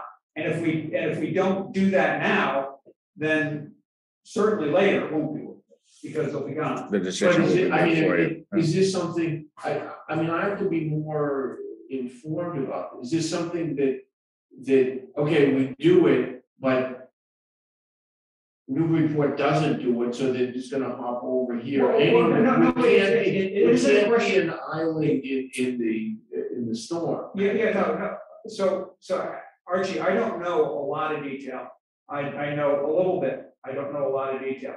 It's already here. It isn't a question of it hopping over here from, it's been hopping. No, when we treat it and then, but then unless you eradicate it, you're wasting your time. Yeah, no, my question is, when you treat a tree, how long is a tree treated for? Do you have to spend $250 a year forever, or do you spend $250 or $500 one time and it's good forever? Or I have no idea. That's the kind of info that I think we need. But before we just abandon it as an idea, we ought to look into it. Because if we do abandon it and don't even look into it, then what we are saying is we're giving up all the attributes. I just don't know if we know enough to make a decision with my. I think there's a lot of knowledgeable people, both in the community and I know Bartlett Tree has been a great resource. I think, if we invite them, give them some advance notice and have people come in maybe at the 30th, that way they've got a month to prepare and come in and be realistic about what would it take, what guarantees, because like you said, it's kind of swimming against the tide, but I agree with Rick. I think if the community decides not to do anything, let's have that be a conscious decision rather than just, nothing happens and then the consequences come and everyone says, how did this happen? I think it would be much better to affirmatively decide it's not a solvable problem, we're not going to do it, and then we'll live with the consequences, than to just have that just kind of just let it happen. Yeah, without affirmatively engaging it. It's a really tough issue. But I agree with Rick that it ought to be put on the table. Whether it's put on the warrant, that's ultimately up to you, and you need to decide that as a board in the next 5 or 6 weeks. But I think you ought to talk about whether to put it on the warrant. I think the larger issue, Archie, I hear what you're saying, but if all of these things are important and we defer them all to the spring meeting, which is going to have its own set of issues, we're just going to keep, like we do with our meeting, we're just going to keep stockpiling, and it's going to be unmanageable. I don't see the resistance to having a fall town meeting that handles what has come up since the spring. I also see a time, so, you're going to think about. I'm just reiterating, for example, what the moderator firmly believes. Yeah. But is it up to the moderator? What time is it? No, It's up to you. Right. So Archie, taking the last one that's shown here, just to put things in a time perspective.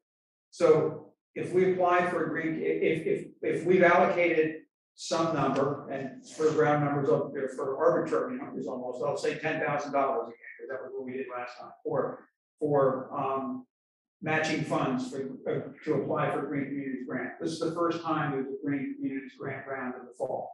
If we apply for that, then the funds will be granted sometime around the end of the year or in January, and the work could be performed next spring on the shoulder season, just like it was done this year. If we don't do it then, and instead we wait until a spring grant rounds of the Green Community Grant, then essentially what we've done is we push it out another whole year because it had already been discussed previously and how things were done here, that the work would be done on the heating, cooling, shoulder season where there was least demand on the HVAC system, so that if it was down for a couple of days, wasn't working right for a couple of days, it would have the least impact on operations here. So, you know, there's like this narrow window, you know, a month or two in the year where. Okay, I get your point, but I'm just talking in general. You're talking about specifics, I'm just talking about, we don't wanna have, this is not supposed to be town meeting redux, that's all. It's supposed, I still think it's not supposed to be me doing the last, because people don't take this as seriously as annual town meeting. The attendance is much less, and it's not that I just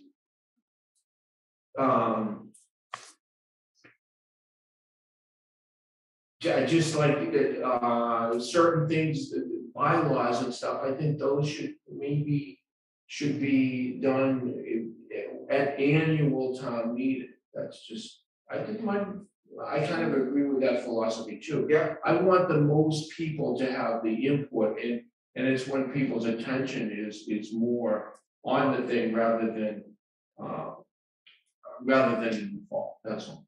So that being the case, well, as Angus already pointed out, the stormwater bylaw we're already there, right? So we kind of have to do that. No, okay, you're being specific. I'm just giving you the. No, I hear you, but I've heard what you said, and then, so I'm trying to kind of work with that. So does that mean that, say, the floodplain bylaw, do we need to? Yeah. We do need to do that now. Right, I mean, it was supposed to be done. It was supposed to be in the spring, and it's Okay. to meet federal. How about the methods. addressing bylaw? That could wait.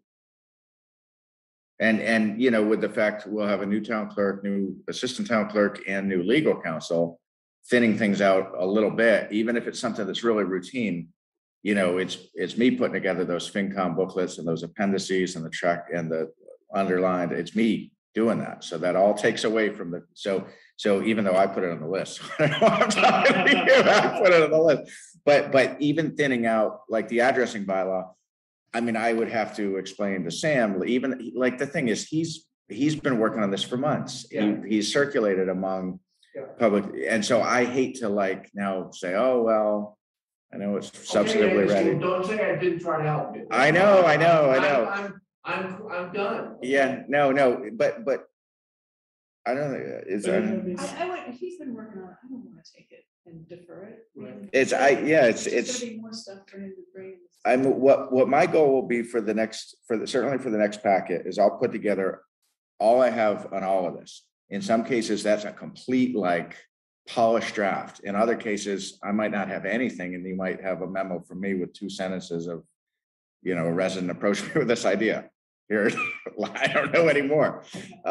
So, and then you can, you know, whittle it and see what you think is ready for prime time and what you think is urgent and can't wait. And it's totally up to you as a board. And I did brief Casey. I did speak to her yesterday, and I told her, you know, about the broad timeline for town meeting. She's available to come to the meeting on the 30th, which is great. You know, she would echo what Archie's saying, but it's not her call. But obviously her input's always welcome.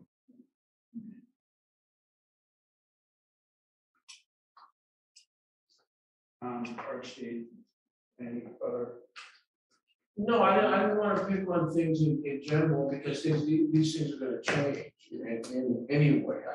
I've sort of bought into the idea that it's better to, important things seem to me are better in the spring. That's all. That's all. I don't disagree with that, and it sounds like a bunch of things here where timing really is, you know, like the Park and Rec Commission, we don't even know what that seems like a lot of thought involved in that, and maybe we'd like something that we're looking for trouble. Okay. Oh, that might be nice. So it might or might not. I mean, why don't we wait till we have all? the- Yeah, I think that's a good, yeah. Yeah, this was all, and I do one of these, I try to do one of these every cycle. And this is just the initial. Yeah. You know, but then we do a much more detailed where we put so this is just kind of a quick list and. Okay. Yeah, it'd be better to dig in once you have the backup.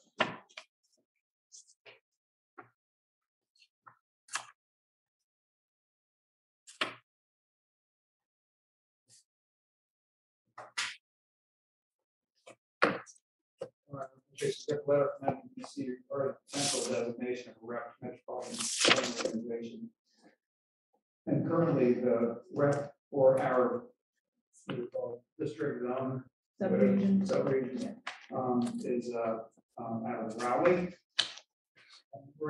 Yep. Yes, that's what they say. So what is the practice saying? Is it typical to rotate it or? No, so I was telling Rick when we were going through the agenda last week. So I don't recall ever getting a letter like this before. So I suspect this is, yeah, I think this is probably Gerard as the new director wanting to, you know, be really proactive about, you know, making everyone aware of, you know, how things work and what the opportunities are. So, you know, it seems like it's probably been static, you know, for a while, which might be fine. But yeah, I don't remember getting a letter like this before. Do we know if Mr. Snow is willing to continue? I don't know him one way or the other. I did. Yeah, do we know if he's done a good job? Yeah, well, as I think Angus had pointed out, none of our requests have come through, so. I don't know how to interpret that. Well, but we always send them direct to Tony Komornik up at the, so, you know, when Rick and I met last week on the agenda, we agreed it makes sense to reach out to Mr. Snow and just get to know him a little bit, establish a line of communication, you know, invite him to town to show him some of our specific interests and needs. And maybe go about it that way initially, is to build that relationship, and then maybe next year see if he's from Raleigh, we're sort of at the end of it. It's a weird shaped.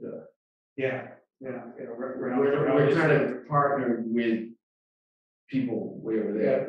It must be. The connection is, you know, the 2 miles of shared boundary between West Newbury and Newbury, through Newbury over to Raleigh. So yeah, It must be population based, right? I think you're right. Yeah. and I guess the 3 communities are.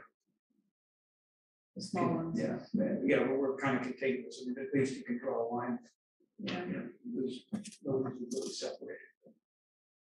So do you think we should invite him to a meeting, Angus? Is that what you're saying, or just? No, I mean, you could. I was more thinking that, you know, you just pick up the phone and make acquaintance initially, because it's So, not. I mean, how does it, when I read this, I'm like, well, how does it even work? I mean, how, is he just like, whatever this is for life, or who died in a point of you king, I guess? Yeah. No, I think it's annually that we're supposed to decide who is the How? Is it 8 months? MPO representation for several. Oh, last update in 2018.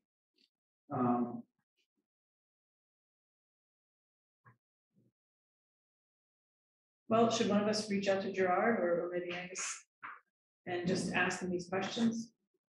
No. He says that in the last part of the paragraph. We just want to know how it works and how often they're appointed. And Mr. Snow planning on. There's no mechanisms here. Yeah. I guess we could start out by talking with Gerard and then talking with Mr. Snow.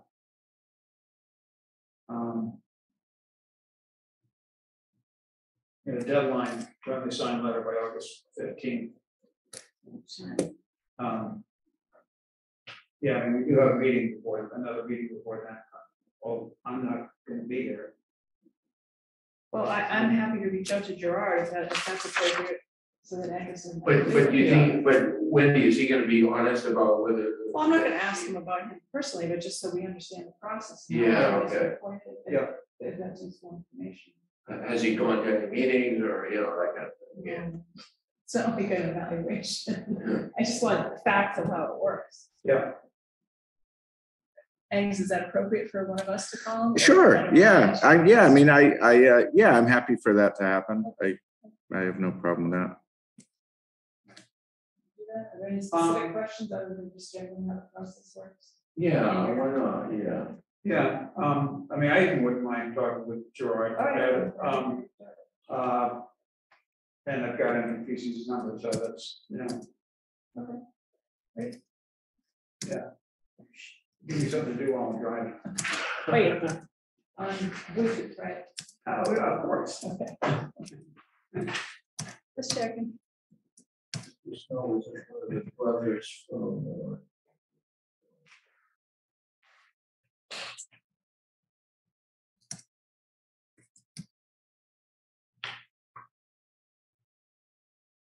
Angus, do you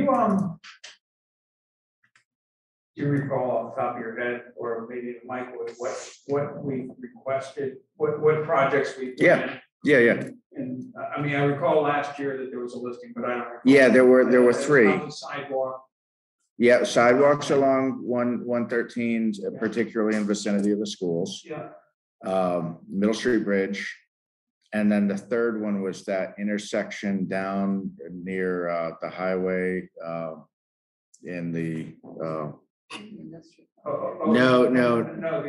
no, like down toward the southern access to 95, where there's like three roads that come together. I don't think that's ever going to be competitive for federal funds. Yeah. There's no harm in asking, but I don't think that's ever going to attract $1 of federal money. But That's South Street, yeah. those are the three that have been requested consistently. Easily. South Street, Malden. Yeah, that's right. And Several times of dynamite to blow. Yeah, right. It's a big rock. Yeah, it's a big Yeah, rock. South Street, Malden Street, and the street in the Byfield. It's called Main Street, maybe a Byfield right I there. believe it is. In Byfield, what's it called? Yeah, I think it's Main Main Street. It turns into North Street. Yeah, Yeah. right, exactly, yeah. Yeah, maybe we can just get some spare time. So it's South Street and West Newbury, North Street and George Street. There is In some, Middle Street, there is some, Newbury, yeah. that What? makes sense. In Middle Street, in Newbury. No, it's Main. No, the same street. Yeah, well, it would be good if it was known, but. Got the compass has been out by 100 degrees. I think Middle Street turns into Central Street and Grove. That's got some logic. All right, It hold does, on. Center, yeah, Center Street, not Center Street. Yeah. So, okay, well, so. Not to keep this one going, but just on the Middle Street Bridge, is there any reason to suspect that by pushing on buttons right, that we might get funding, federal funding, contributing towards Middle Street Bridge? Oh, sure. Oh, yeah. Oh, by all means, that could be a So, I competitive mean, so project. this actually could be something that's really worth pursuing.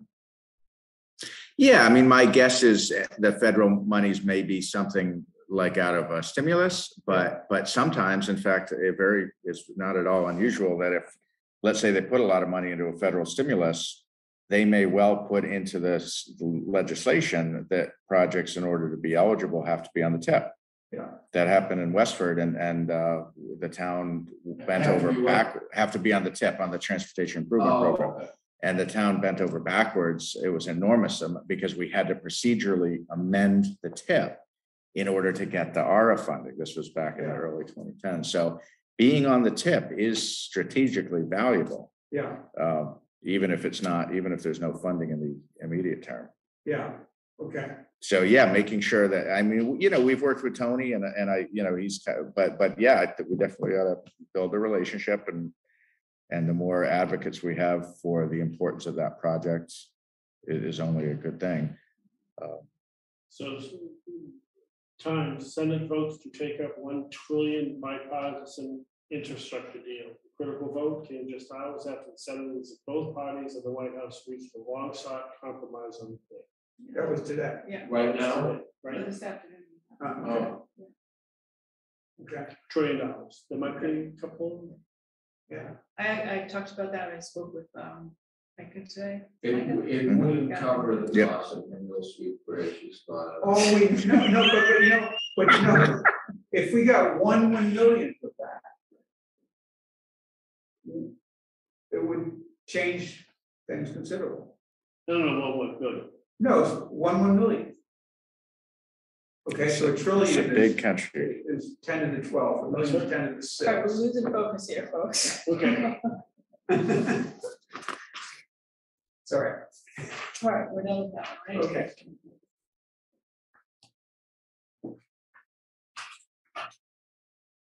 Yeah, so discussion trail, keep on open space developments. Oh, yeah, we're not, I mean, that was from my list, right? Yeah, Yeah, so I don't think we're gonna go anywhere with that tonight, but I just wanted to bring it up that when open space developments are approved, planning board does their part, it's approved, and then the homeowners association is responsible for maintaining the trails, and that has not worked well. Yeah. I went over to the cottages a couple of weeks ago and I couldn't even find the trails, so much grass growing up. So, I mean, it was talked about a few times with planning board and open space committee, and there just doesn't seem a good way, like, I don't know what the mechanism is going forward to make sure that those developments are maintained so that the public can access the trails. Yeah. I don't know if it's a building inspector thing, it's not clear to the Concom, it's just kind of. falls I think it through the would be cracks. building inspector, because if it's shown on the approved plan and a condition of approval, once the approval passes and it's not appealed, that has the effect of zoning. It's a binding enforceable. We had a McDonald's that had trees got cut down, and sure enough, those trees were shown in the original site plan, and we were in Westford, we were able to require them to replant the trees. Because Which one did you say was? The cottages. So yeah, I think I would think the thing to do would be, work with Sam on what are the issues he can build up, to the extent he doesn't already have a rapport with the homeowners association, which he may. He could build up a rapport and, start with honey, so to speak, and explain the importance, and you guys play a really important role in helping it, and see how it goes. But I would think if you make me aware, make me and Sam aware of what the problem areas are. He's very good he's got a very good manner with people. Yeah. And so I think he could probably bring some real value to that. And I know he'd be happy to. Yeah, I'm just thinking ahead to Drake's Landing in 2 or 3 years. Yeah, it's an enforcement issue, and it's a zoning enforcement issue once it's a condition of an approved plan. Right. Well, okay. so that's probably gonna be something that is always gonna be a problem. I think so, so Yeah. I'd just like to have a plan. How we're No, I think it's a good idea, yeah. Once we get more sophisticated and have, maybe we write like welcome wagon letters to neighbors moving into those developments to say, hey, welcome to town, by the way, this is part of your. By the way, you gotta pay $250 a year to upkeep these trails. Like neighborhood covenants, they tend to die out. Just by inertia, Yeah. basically, And there is I think there's been discussion that it's not always clear when the developer hands it off, that, everything is in, the paperwork, but it's not often made very clear. Oh, it's not big. Well, it's not exactly in the developer's best interest Right. to make it clear that there's an additional liability. Right. yeah. That's kept. Wow. And that's going to be that kind of conceptually of having a good handle on that is going to be increasingly important looking ahead as, if we're building an LID, type of stormwater. Part of the single biggest challenge of all of that is long-term operation and maintenance. And will a homeowners association keep that swale clear, or what's to prevent them from backfilling it, because they don't know how important a function it serves. That's why the LED stuff is harder, is the long-term maintenance. So as that becomes more and more the norm rather than the exception, having some mechanism to hold, to get the homeowners associations, aware of the responsibility and doing what they need to do is going to be very, very important. So, it sounds like that's a topic we're gonna have to look at another time, but I don't think we're gonna make progress on it. No. Yeah. No, I think we have made progress. I think, it's good. Yeah, that's the answer. Right. Okay. But it will probably take 2 Yeah. Yeah, that's for sure. Because the Drake's Landing, the trails there are also. Yeah. Prior grant for low impact development project. Yeah, so there's just a brief thing I am on there.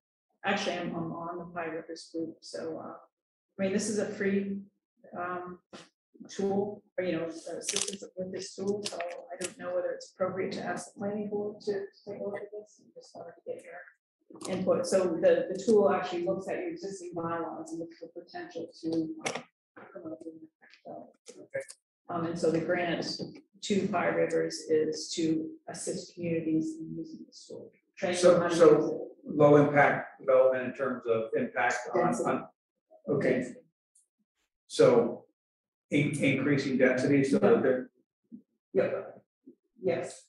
Sorry, I'm mixing my. Right, okay, so increasing density to improve issues related to water, to surface water essentially. Yeah, okay. Promoting more open space. Yeah, okay, All the good stuff that comes with that. So it would sort of be a review of the OSPD primarily here. Well, I'm not sure how this tool works specifically, but Yeah. the tool has been drafted by these 3 groups, Yeah. Mass Audubon and Greenscapes, Yeah. and so that the service Pie Rivers is providing is to help you work for free. Yeah. It sounds like NBPC is also seeking grant money to help their member communities do it. There's probably costs associated with that. Yeah. So free's nice. Yeah, so I can pass it along to Leah, but I just, want to see if it's something that we want to ask them to look into or whether. I think it'd be great, now whether or not they'll have time to do that, Right. I think it'd be great to ask them to do it if it's a potentially useful tool. My only concern is timing, because we're trying to do a stormwater bylaw on a pretty short calendar. The floodplain bylaw, which I know isn't gonna be a big deal, that's primarily saying, yeah, and it's done, but also, but then the potential wetlands bylaw, and not for this cycle, but not far off, potential groundwater or groundwater protection bylaw. And so, if we initiate another one, are we undermining the idea that we're trying to get people to focus on the stormwater, potentially these others? Like it's all interrelated. I mean, the stormwater bylaw is advancing some of the same objectives. I think making Leah aware of the resource is great. She may already be, but.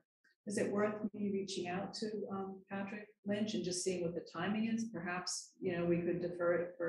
So they come in and presumably do their read of our bylaws and They make recommendations. Okay.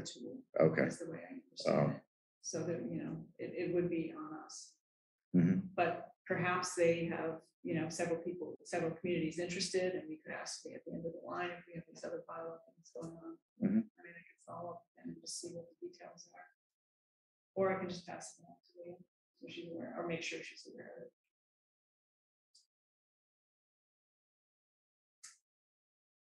Yeah, I think it'd be worth passing on to Leah and because there's so much else in the pipeline, it's something we could revisit again and even just by, reconnecting with Leah on it in a few months, but it sounds like there's enough else on her plate at this point that, unless she feels, looks at it and feels that there's specific useful information. But yeah, so the timing is an interesting question. Well, I think I'll reach out to him anyway and just Yeah. see what the details are and then share that information with Leah. Okay. if that sounds Sure. good. Okay. Yeah, great.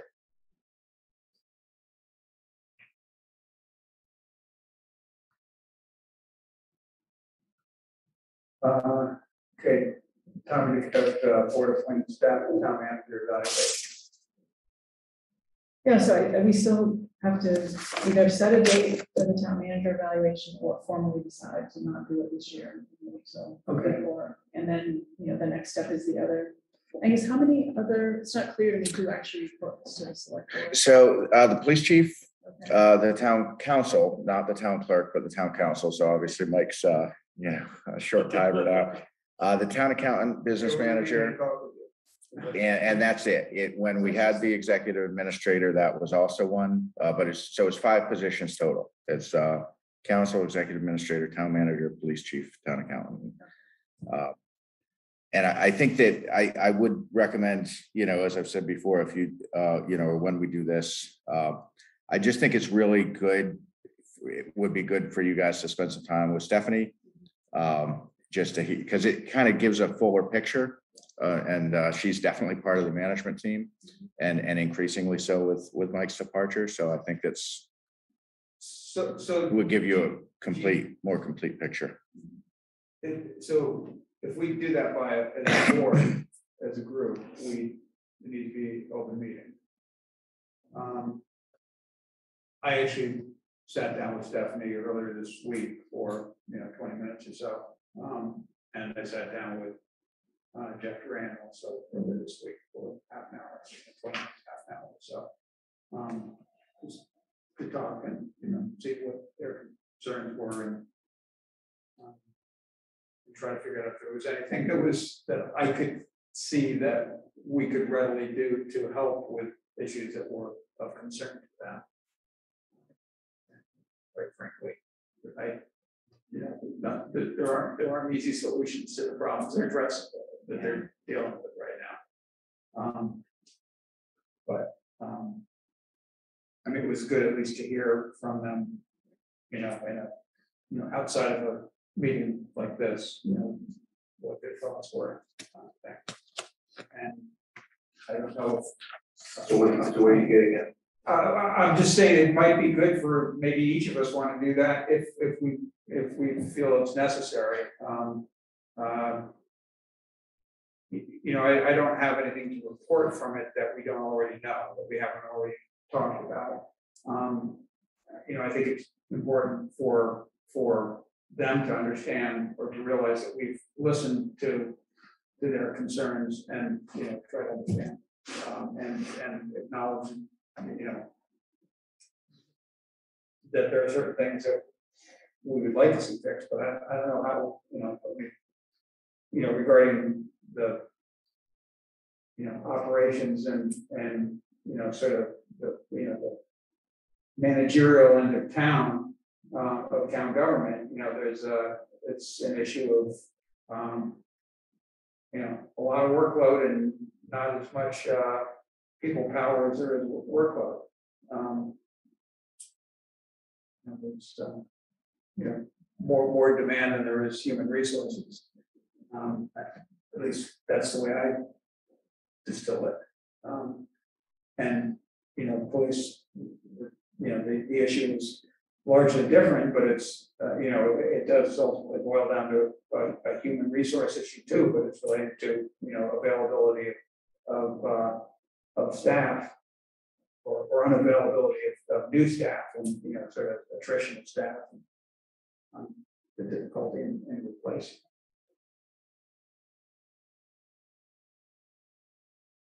So what would that mean in terms of the performance evaluation process? Yeah, so this was not a performance evaluation, it was just a one-on-one. Yeah. I mean, the difficult thing with these positions is that I don't feel that we really have enough of an understanding of their job and how they perform at it. Right. I don't want to put that all on Angus, but clearly he's the one that knows best. So I'm not sure how to. I mean, it's our responsibility. I'm not sure how to implement that. Yeah. Effective or useful. The format that you put together or adapted.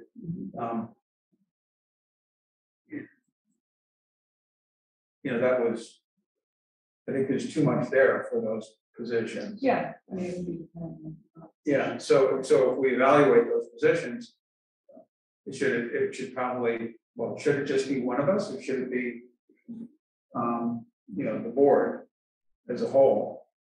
And what should we use as a format? Should we take a,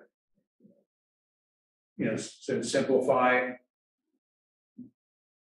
the method that you proposed and use that, or? Yeah, I can adapt that. The idea is you take the job description, first of all, you make sure the job description is current. Yeah, And then take that and you can put it in that kind of template. Yeah. You want. Yeah, But the question of, it should just be one select board member of the whole board. It sounds like in the past, maybe.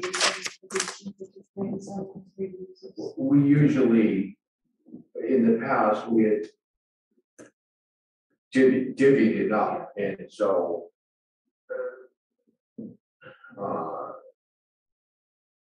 each board person did 2 or 3 or 4 people, but we didn't do 3.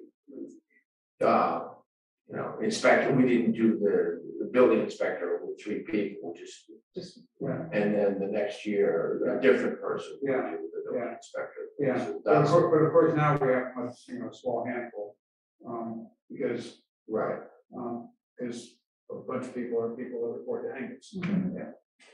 most people. So, but I don't know. Just putting it the other way, and then the person may know what I mean. But yeah, three times.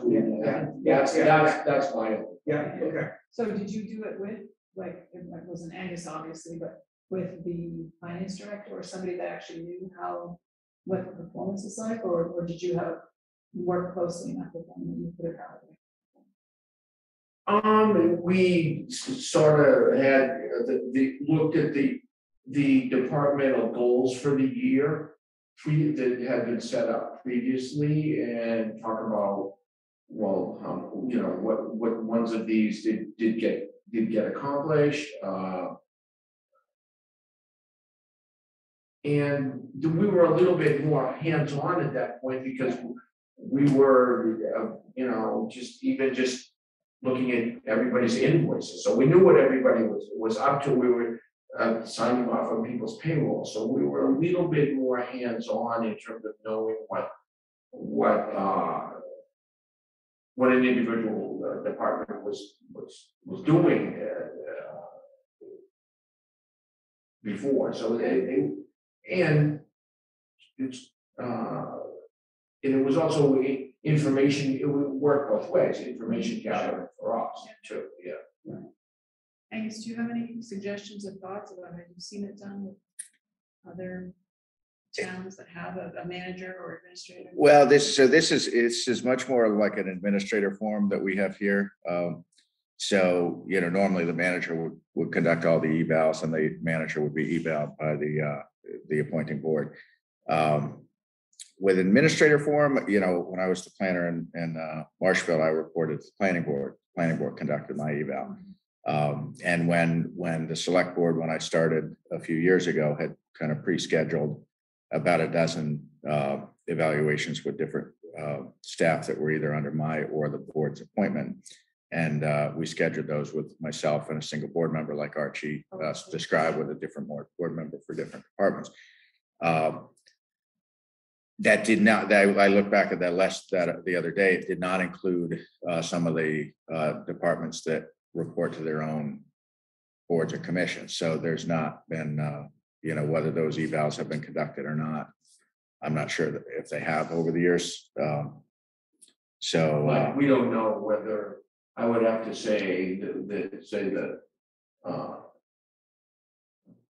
water department was probably never. So when you came on board, Angus, what was your overall vision for human resources and the evaluation process? Well, it changed by the day, because as more and more problems became evident, and how much triage we had to do, some of the things that I had envisioned before I actually was on the job, once I got into the job, it was clear there was no capacity to do it. In general, I'm favorable toward annual evaluations. I think it's really important to check in, and sometimes that's formal, sometimes it's less formal, but to have that opportunity, for the staff and the management to confer is very important. And here, between the combination of the lack of bandwidth to do it, the lack of any second person with any responsibility, and I have always known that you don't have a meeting like that with two people. You always have a third person present. So there was no third person that was obvious. And then also compounded by the fact that there were other staff What that do were. What do you mean about that? Well, like let's say you have a conversation with an employee who reports to you, and there's anything that's other than glowing. If there's not a third person there, and that becomes like a frictional situation, it can become, well, what was really said. And if there's not someone there, could be a he said, she said kind of dynamic. So I've always been taught any personnel action, there should be, typically an HR person there. So there's some, witness. yeah. And I think that is important. So, here we haven't had that person or anyone with that even in their job description until we changed Stephanie's job description. But, with her workload, it's just so daunting.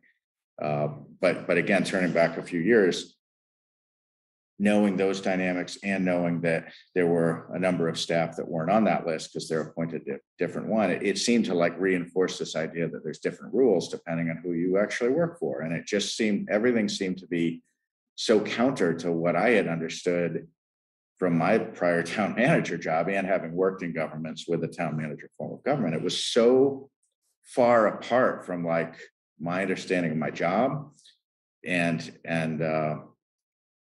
it almost, I didn't think it was a productive process at all. And of the 12 that were scheduled, I believe only 7 or 8 actually took place.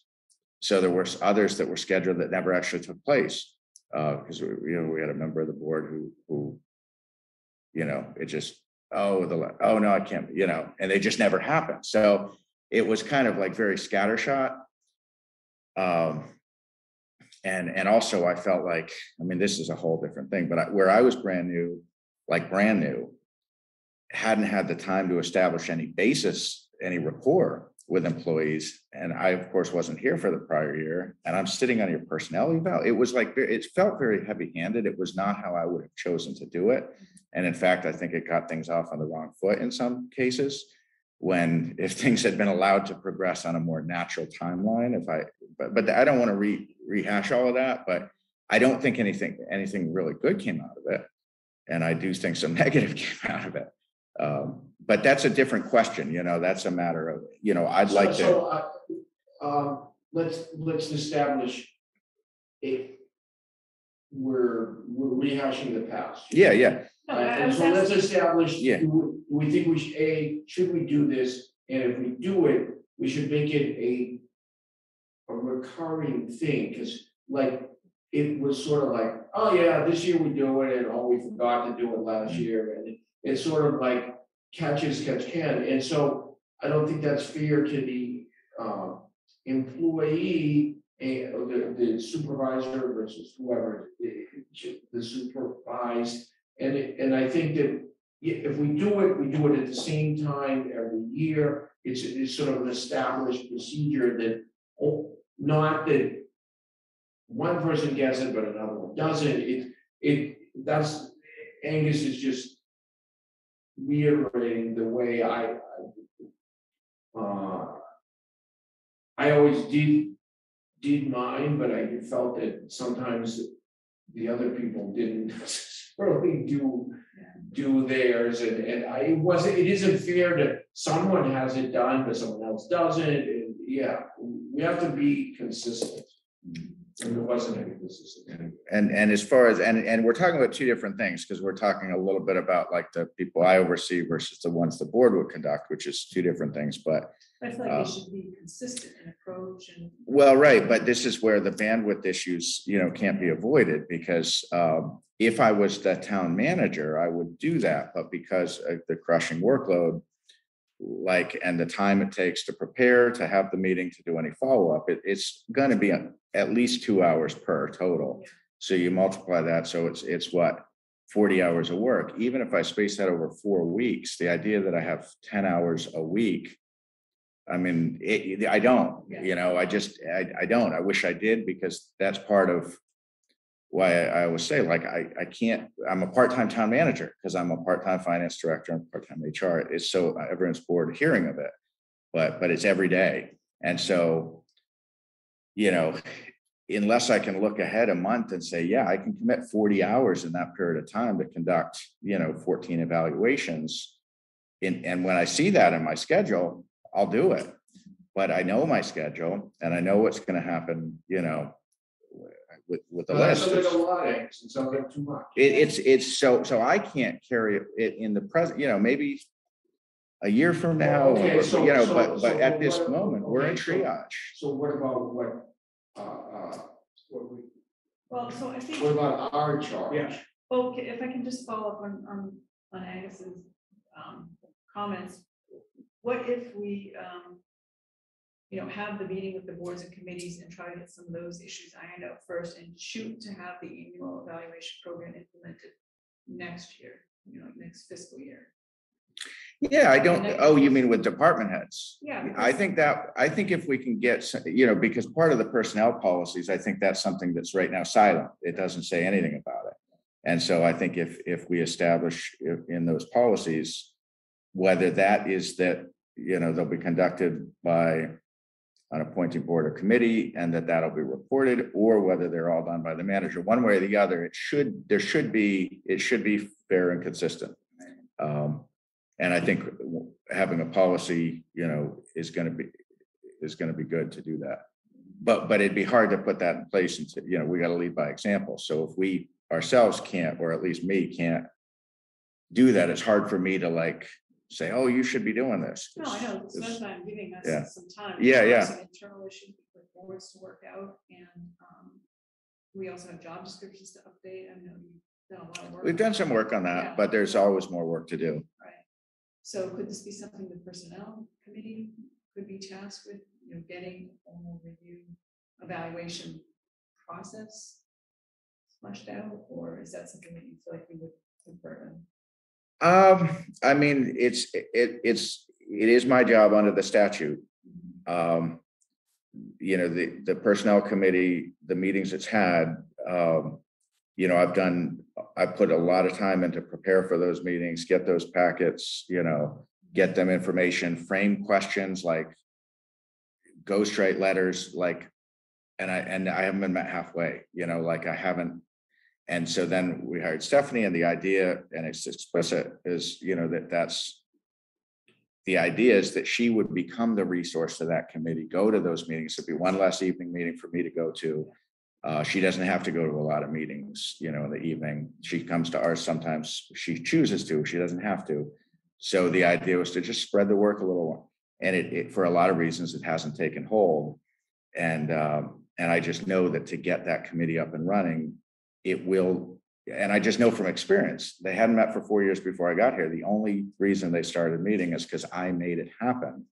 And the only reason things did or didn't happen is because I personally did the work. And when I'm drowning and I put in lots and lots of hours, and I don't feel I have anything to show for it.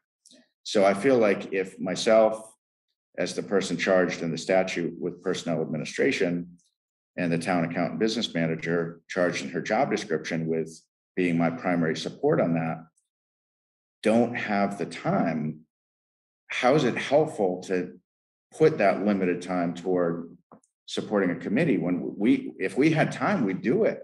That's the thing, we don't, because every day we're drowning. So, But I know that's not satisfactory because that kind of leaves with, well, we don't do anything. But the fact is, we're doing everything. Yeah. We're trying to do everything, Yeah. and things are suffering. And it seems to me is that the personnel committee bylaw and idea was put in place when there was a lot more volunteer type of override and oversight of the town. That's not happening now. That's one of the, and it's gotten too complicated for a volunteer board. Okay. So I think that basically they should do away, we should do away with the personnel board and have it all vested in, the town administration. Okay. I mean, Because then you don't have to do all this thing of going through, a personnel board and stuff like that. And because it just hasn't, and the problem you have is that to do it right for a volunteer board, it's a lot of work for nothing. I mean, not nothing, meaning for no compensation. And we've had a couple of people historically on the personnel commission that's their job. They're very good at it. And, they come in and they do a lot. And then they say, wait a minute, I usually get paid for this. Right. And now, and it doesn't end. So, I mean, I don't know, maybe it's an idea whose time has passed. Okay, Yeah, I mean, I was hoping it would be a resource, but it sounds like it's more work than help. Oh, because that's been my experience. I mean, if there are Catherine Conrad was on there, and that is her line of work, and she's really brilliant. good She's at it. terrific. Yeah, she's great. And she quit. And she quit. We weren't able to, the committee, wasn't able to harness that resource. And the meetings we had, not only did nothing come of it, no one even took notes. Like, I took notes, but it's like, I'm not here to take minutes for this committee. No one took notes. Like, if you think I'm writing your minutes, I'm sorry. Like, Wasn't that Brian Goodwin's line of work as well? yeah, he's got a lot to offer, and he did, and We actually just reappointed. yeah, and he's, I think if given, but they need some support. Someone's got to, and I did a huge effort. That's the thing. That's part of my frustration is I did make a huge effort, and over a period of 18 months, meetings and packets and correspondence and potential grants and yeah. So anyway, all right, well, I mean, we're not tied to it. I just, if we could use them and it's helpful, great, but it doesn't sound like that. the personnel committee in my last town had a single function, which was they were the grievance hearing entity. And I did think there was some value in having a grievance outlet that was totally apolitical, not to say you guys are political in a bad way, but that was totally like, that was their function, is just to kind of look at something from scratch, no preconceived, no knowledge, and it never even came up. Like, it was very rare that a grievance gets all that way. But I did think like having an independent that's just focused on like personnel and labor law and fairness, like, is a valuable, it's, I think so, but to refine, or maybe, Mike had said at one point a couple of months ago that like the personnel committee bylaw right now says it's advisory to the board, which was appropriate at the time. But now that with the Town Manager Act vesting in my office a lot of responsibility for personnel, maybe it should be advisory to me. And then maybe it would actually, like, I would have more ability to use it as a resource rather than feel like it's telling me what to do. Like, I need help. Yeah. And at that point too, it would not necessarily, if it wasn't appointed by the board, and it was just appointed by you as advisors to him for the job that he's vested with doing, that it wouldn't necessarily be a total committee. There wouldn't be open meeting law, there wouldn't be minutes had to be taken. They would just advise him and help him, and because it would be doing, and then that would, it might be easier to get people to do that function. Who would want to do that? Well, anyone, to help, you might find people doing that.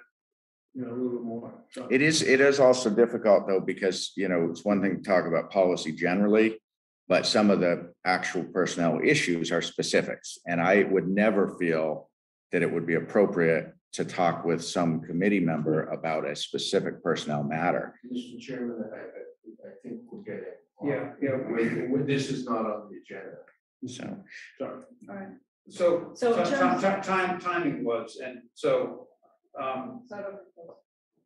okay, What if we shoot for, I mean, I think the town manager evaluation is supposed to be done prior to town meeting. Yep. So if we shoot for that for him as well as the police chief I and. think it's town- prior to town to. budget adoption, same thing, but yeah, Okay, so what would the date of that? same annual town meeting, So like in of May? late April at the earliest, yeah. All right. By bylaw, it would be late April. So it's really just the police chief and the town accountant and the town manager right now that we. Yeah, The other two- That's right. And where town council is no longer going to be a staff, but it might be a great practice for you guys to have an annual kind of a global check-in with KP on how things are going. All right, so. That's a good idea. Yeah. Yeah. so we will defer until late April, early May for. Well, that's at the latest. You know, Yeah, I think we should start early. I think it'd be good, you know, maybe right around the first of the year, like, I mean, not the, you know, the holidays are stressful enough, but what I'm thinking is You like. better write that down, because Angus will be like, oh, I can't possibly. Isn't that kind of a low, like, right? It hasn't been, but it hasn't been for specific reasons. In general, it should be in a town, but no, it's been insane, but that's been for specific reasons in the few years I've been here. So it should be a period, you know, once the tax rate's set, and it's from like early December to like right around, you know, the first Monday after the first of the year, should be a little slower. It hasn't been, but that's for just specific things have come up that have been like enormously expensive. So, are the police chief and town accountant's job descriptions fairly recent update? Can you Yeah. send me copies of Yeah. those? And I'll Yep. just start working on a draft of something simpler. So just the last question, Angus, do you think it's a good idea to have one select board member or have the entire board evaluate? Well, one thing, you know, is I don't know if I really have an opinion on that. I mean, I want to know if there's issues or things I'm not doing well that you think I could do better, or you know, I want that feedback. I mean, I speak with a lot of you so often, and you know, Rick and I spent 6 hours last week one-on-one. Like, I feel like there's so much communication. It doesn't all need to be a formal eval. There's that feedback loop is wide open. I don't have an opinion as to, you know, how you would structure it. I don't like the idea of doing it in an open meeting. I mean, I just feel like, you know, I know, I'm not saying that we should avoid it, but. There's an interesting memo that I wrote about 10 years ago about the policy of it. There's a case on it. I'll send it on to you. Didn't we just, I think you sent it, and I just sent it around in the That's last the few one I days. told you I had found that the select board got sued, so, yeah, Angus sent it to us. So, Oh, okay. Yeah. So, So it doesn't mean that you can't, I mean, we could assign one person to do the evaluation, that's totally fine, right? That doesn't have to be. and the evaluation is not a public document. Right. Yeah. Right, so I mean, we can fine tune it later, but maybe that's something, just. But in terms of one-on-one things, I do think, and I talked to Rick about a little bit about this a few weeks ago, is the idea of, well, it's been really hard to find the time collectively, not just here, but for all of us to do like a real goal setting. I think if I had one-on-one meetings with each of you over the next, you know, like by Labor Day, to go through kind of the universe of things on my desk, the universe of priorities you have and are aware of, and to try to just get everything on the table. I do think that's going to be important, so we can then, you know, collectively say, okay, what's the short list? What are the things that are really important, but they're next year's issue, and hopefully get aligned on that. Because I think there is alignment, but because we're drinking from the fire hose. There hasn't been the time to step back and really. Yeah, that makes sense. You know, I guess my concern is, you know, there's gonna be a tendency by anybody who's handling all that information to do a certain amount of filtration of it. And so if we do that, please don't filter it too much, you know, I mean, that's just the natural tendency. And, you know, it's important that we see everything that everybody's thinking about. And, Yeah. you know, and it'll all, you know, eventually it'll all aggregate. I would prefer to do that as a group with its goal setting. I was talking more about the performance evaluation, which feels more like a private conversation. Yeah. That the public doesn't have to listen on, but goal setting meeting, but I think wouldn't that be more efficient, Angus, than meeting individually with each of us? It would, as long as we get everything on the table. I mean, one thing I experienced early on here is, you know, we met in June. I was given my 90 days and my 6 month, and then I was not here 2 weeks when I was given each board member's list of projects. So it's like, wait, and so that's what drives me crazy, because I'm like, I want to know what are the goals, and then work, you know, plan your work your plan. And then if it's always new stuff without remembering, like we already. So that's, I just want to get everything on the table, and whatever's the best way. And I feel like if we were all together, we could do that, but it might take 12 hours. And do we really have that time? Yeah, the downside there is we're gonna talk about every item Yeah. at length, and I'm not. I'm not gonna talk about it. What's the Yiddish statement? Man plans, God laughs. Well, if we organize it, each person brought their list to the meeting, and, you know. I mean, there's something that it has been really successful over the years, this Franklin Covey. I showed all of you, you know, I think with the short and long, you know, everything's like vital, important, you know, optional, or useless. I would never say that because it's insulting, but that's what the Franklin. So everything is one of those 4 things, and it's short or it's long. So you have 8 boxes. And so if you start with a universe of projects, you know, 200 things, and collectively what box, because what ends up happening inevitably is everything gravitates toward that top left box, and people have to see you can't do all of that all at once. And so it forces the conversation toward, okay, this feels really, really important, but yeah, I guess if I really am honest about it, it doesn't really matter if it happens at 6 months as opposed to now, or you know, and it's just a matter of kind of illustrating the constraints. Because if you, like I always say, if everything's a front burner issue, it always a de facto back burner issue. You know, we have to be. We're still not, we're doing stuff that's not on the. yeah, we should move on. I mean, I think we came up with a time frame. Yep. For the evaluation, and we can talk about this at another meeting. Yeah, except I will say that the planning is part of the evaluation. I mean, it's, you know, if you're gonna have goals for your evaluation, it has to be tied to, you know, what you decide on. So we may want to try to do this in goal setting prior to the evaluation. Oh, and, you know, okay. or tie them together somehow. So how about, I mean, I don't know, I won't be physically present at our next meeting. We want to talk about this further at the next meeting, or do we want to wait till the 30th? I think it can wait till the 30th. We've already decided we're deferring the evaluation. Okay, That's fine. right. One thing, and I'm sorry, I lost track of time. If I miss getting food, my wife's out of town this week. Yeah. If I miss getting to a restaurant by 9:30, my only option for dinner will be McDonald's. So I hope we can wrap up in the next less than 5 minutes. I'm sorry, I didn't realize how late it had got. 8 minutes, 5:24:21, 5:21, 6:14:21. I read both. I'm fine with them. Does anybody have any issues? I had a question on page 96, item E, about the public access. The second to last sentence says face masks and social distancing encouraged but not required. And I think it should specify in common areas. You know, that common areas, it is required, you know, so this is, I think this meant within offices. What page is that again? 96. 96.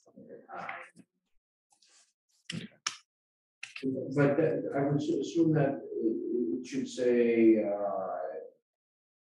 Face masks are in required.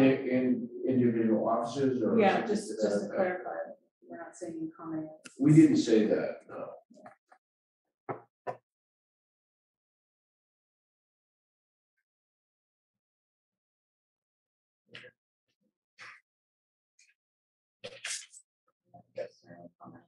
Great. Page 102. Just section C, the vote should be yes to no one.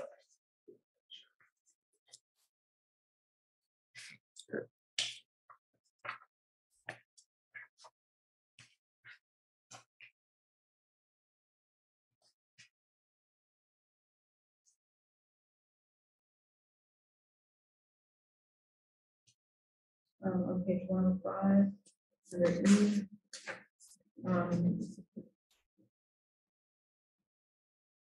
I think it says there's a motion made by Chair Parker that the Red Cross would not need to wear them, and then it says there's a motion made by Reed that they would wear them. So I don't, should we just say this motion was withdrawn? I think that's. Yeah, that should probably, yeah, that should be in there, yeah, that,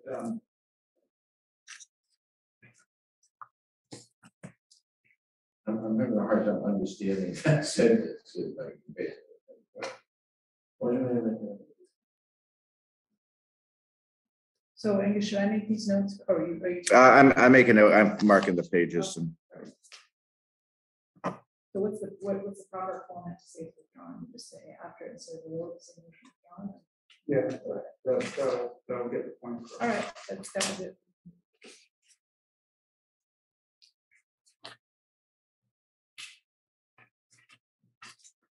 Okay.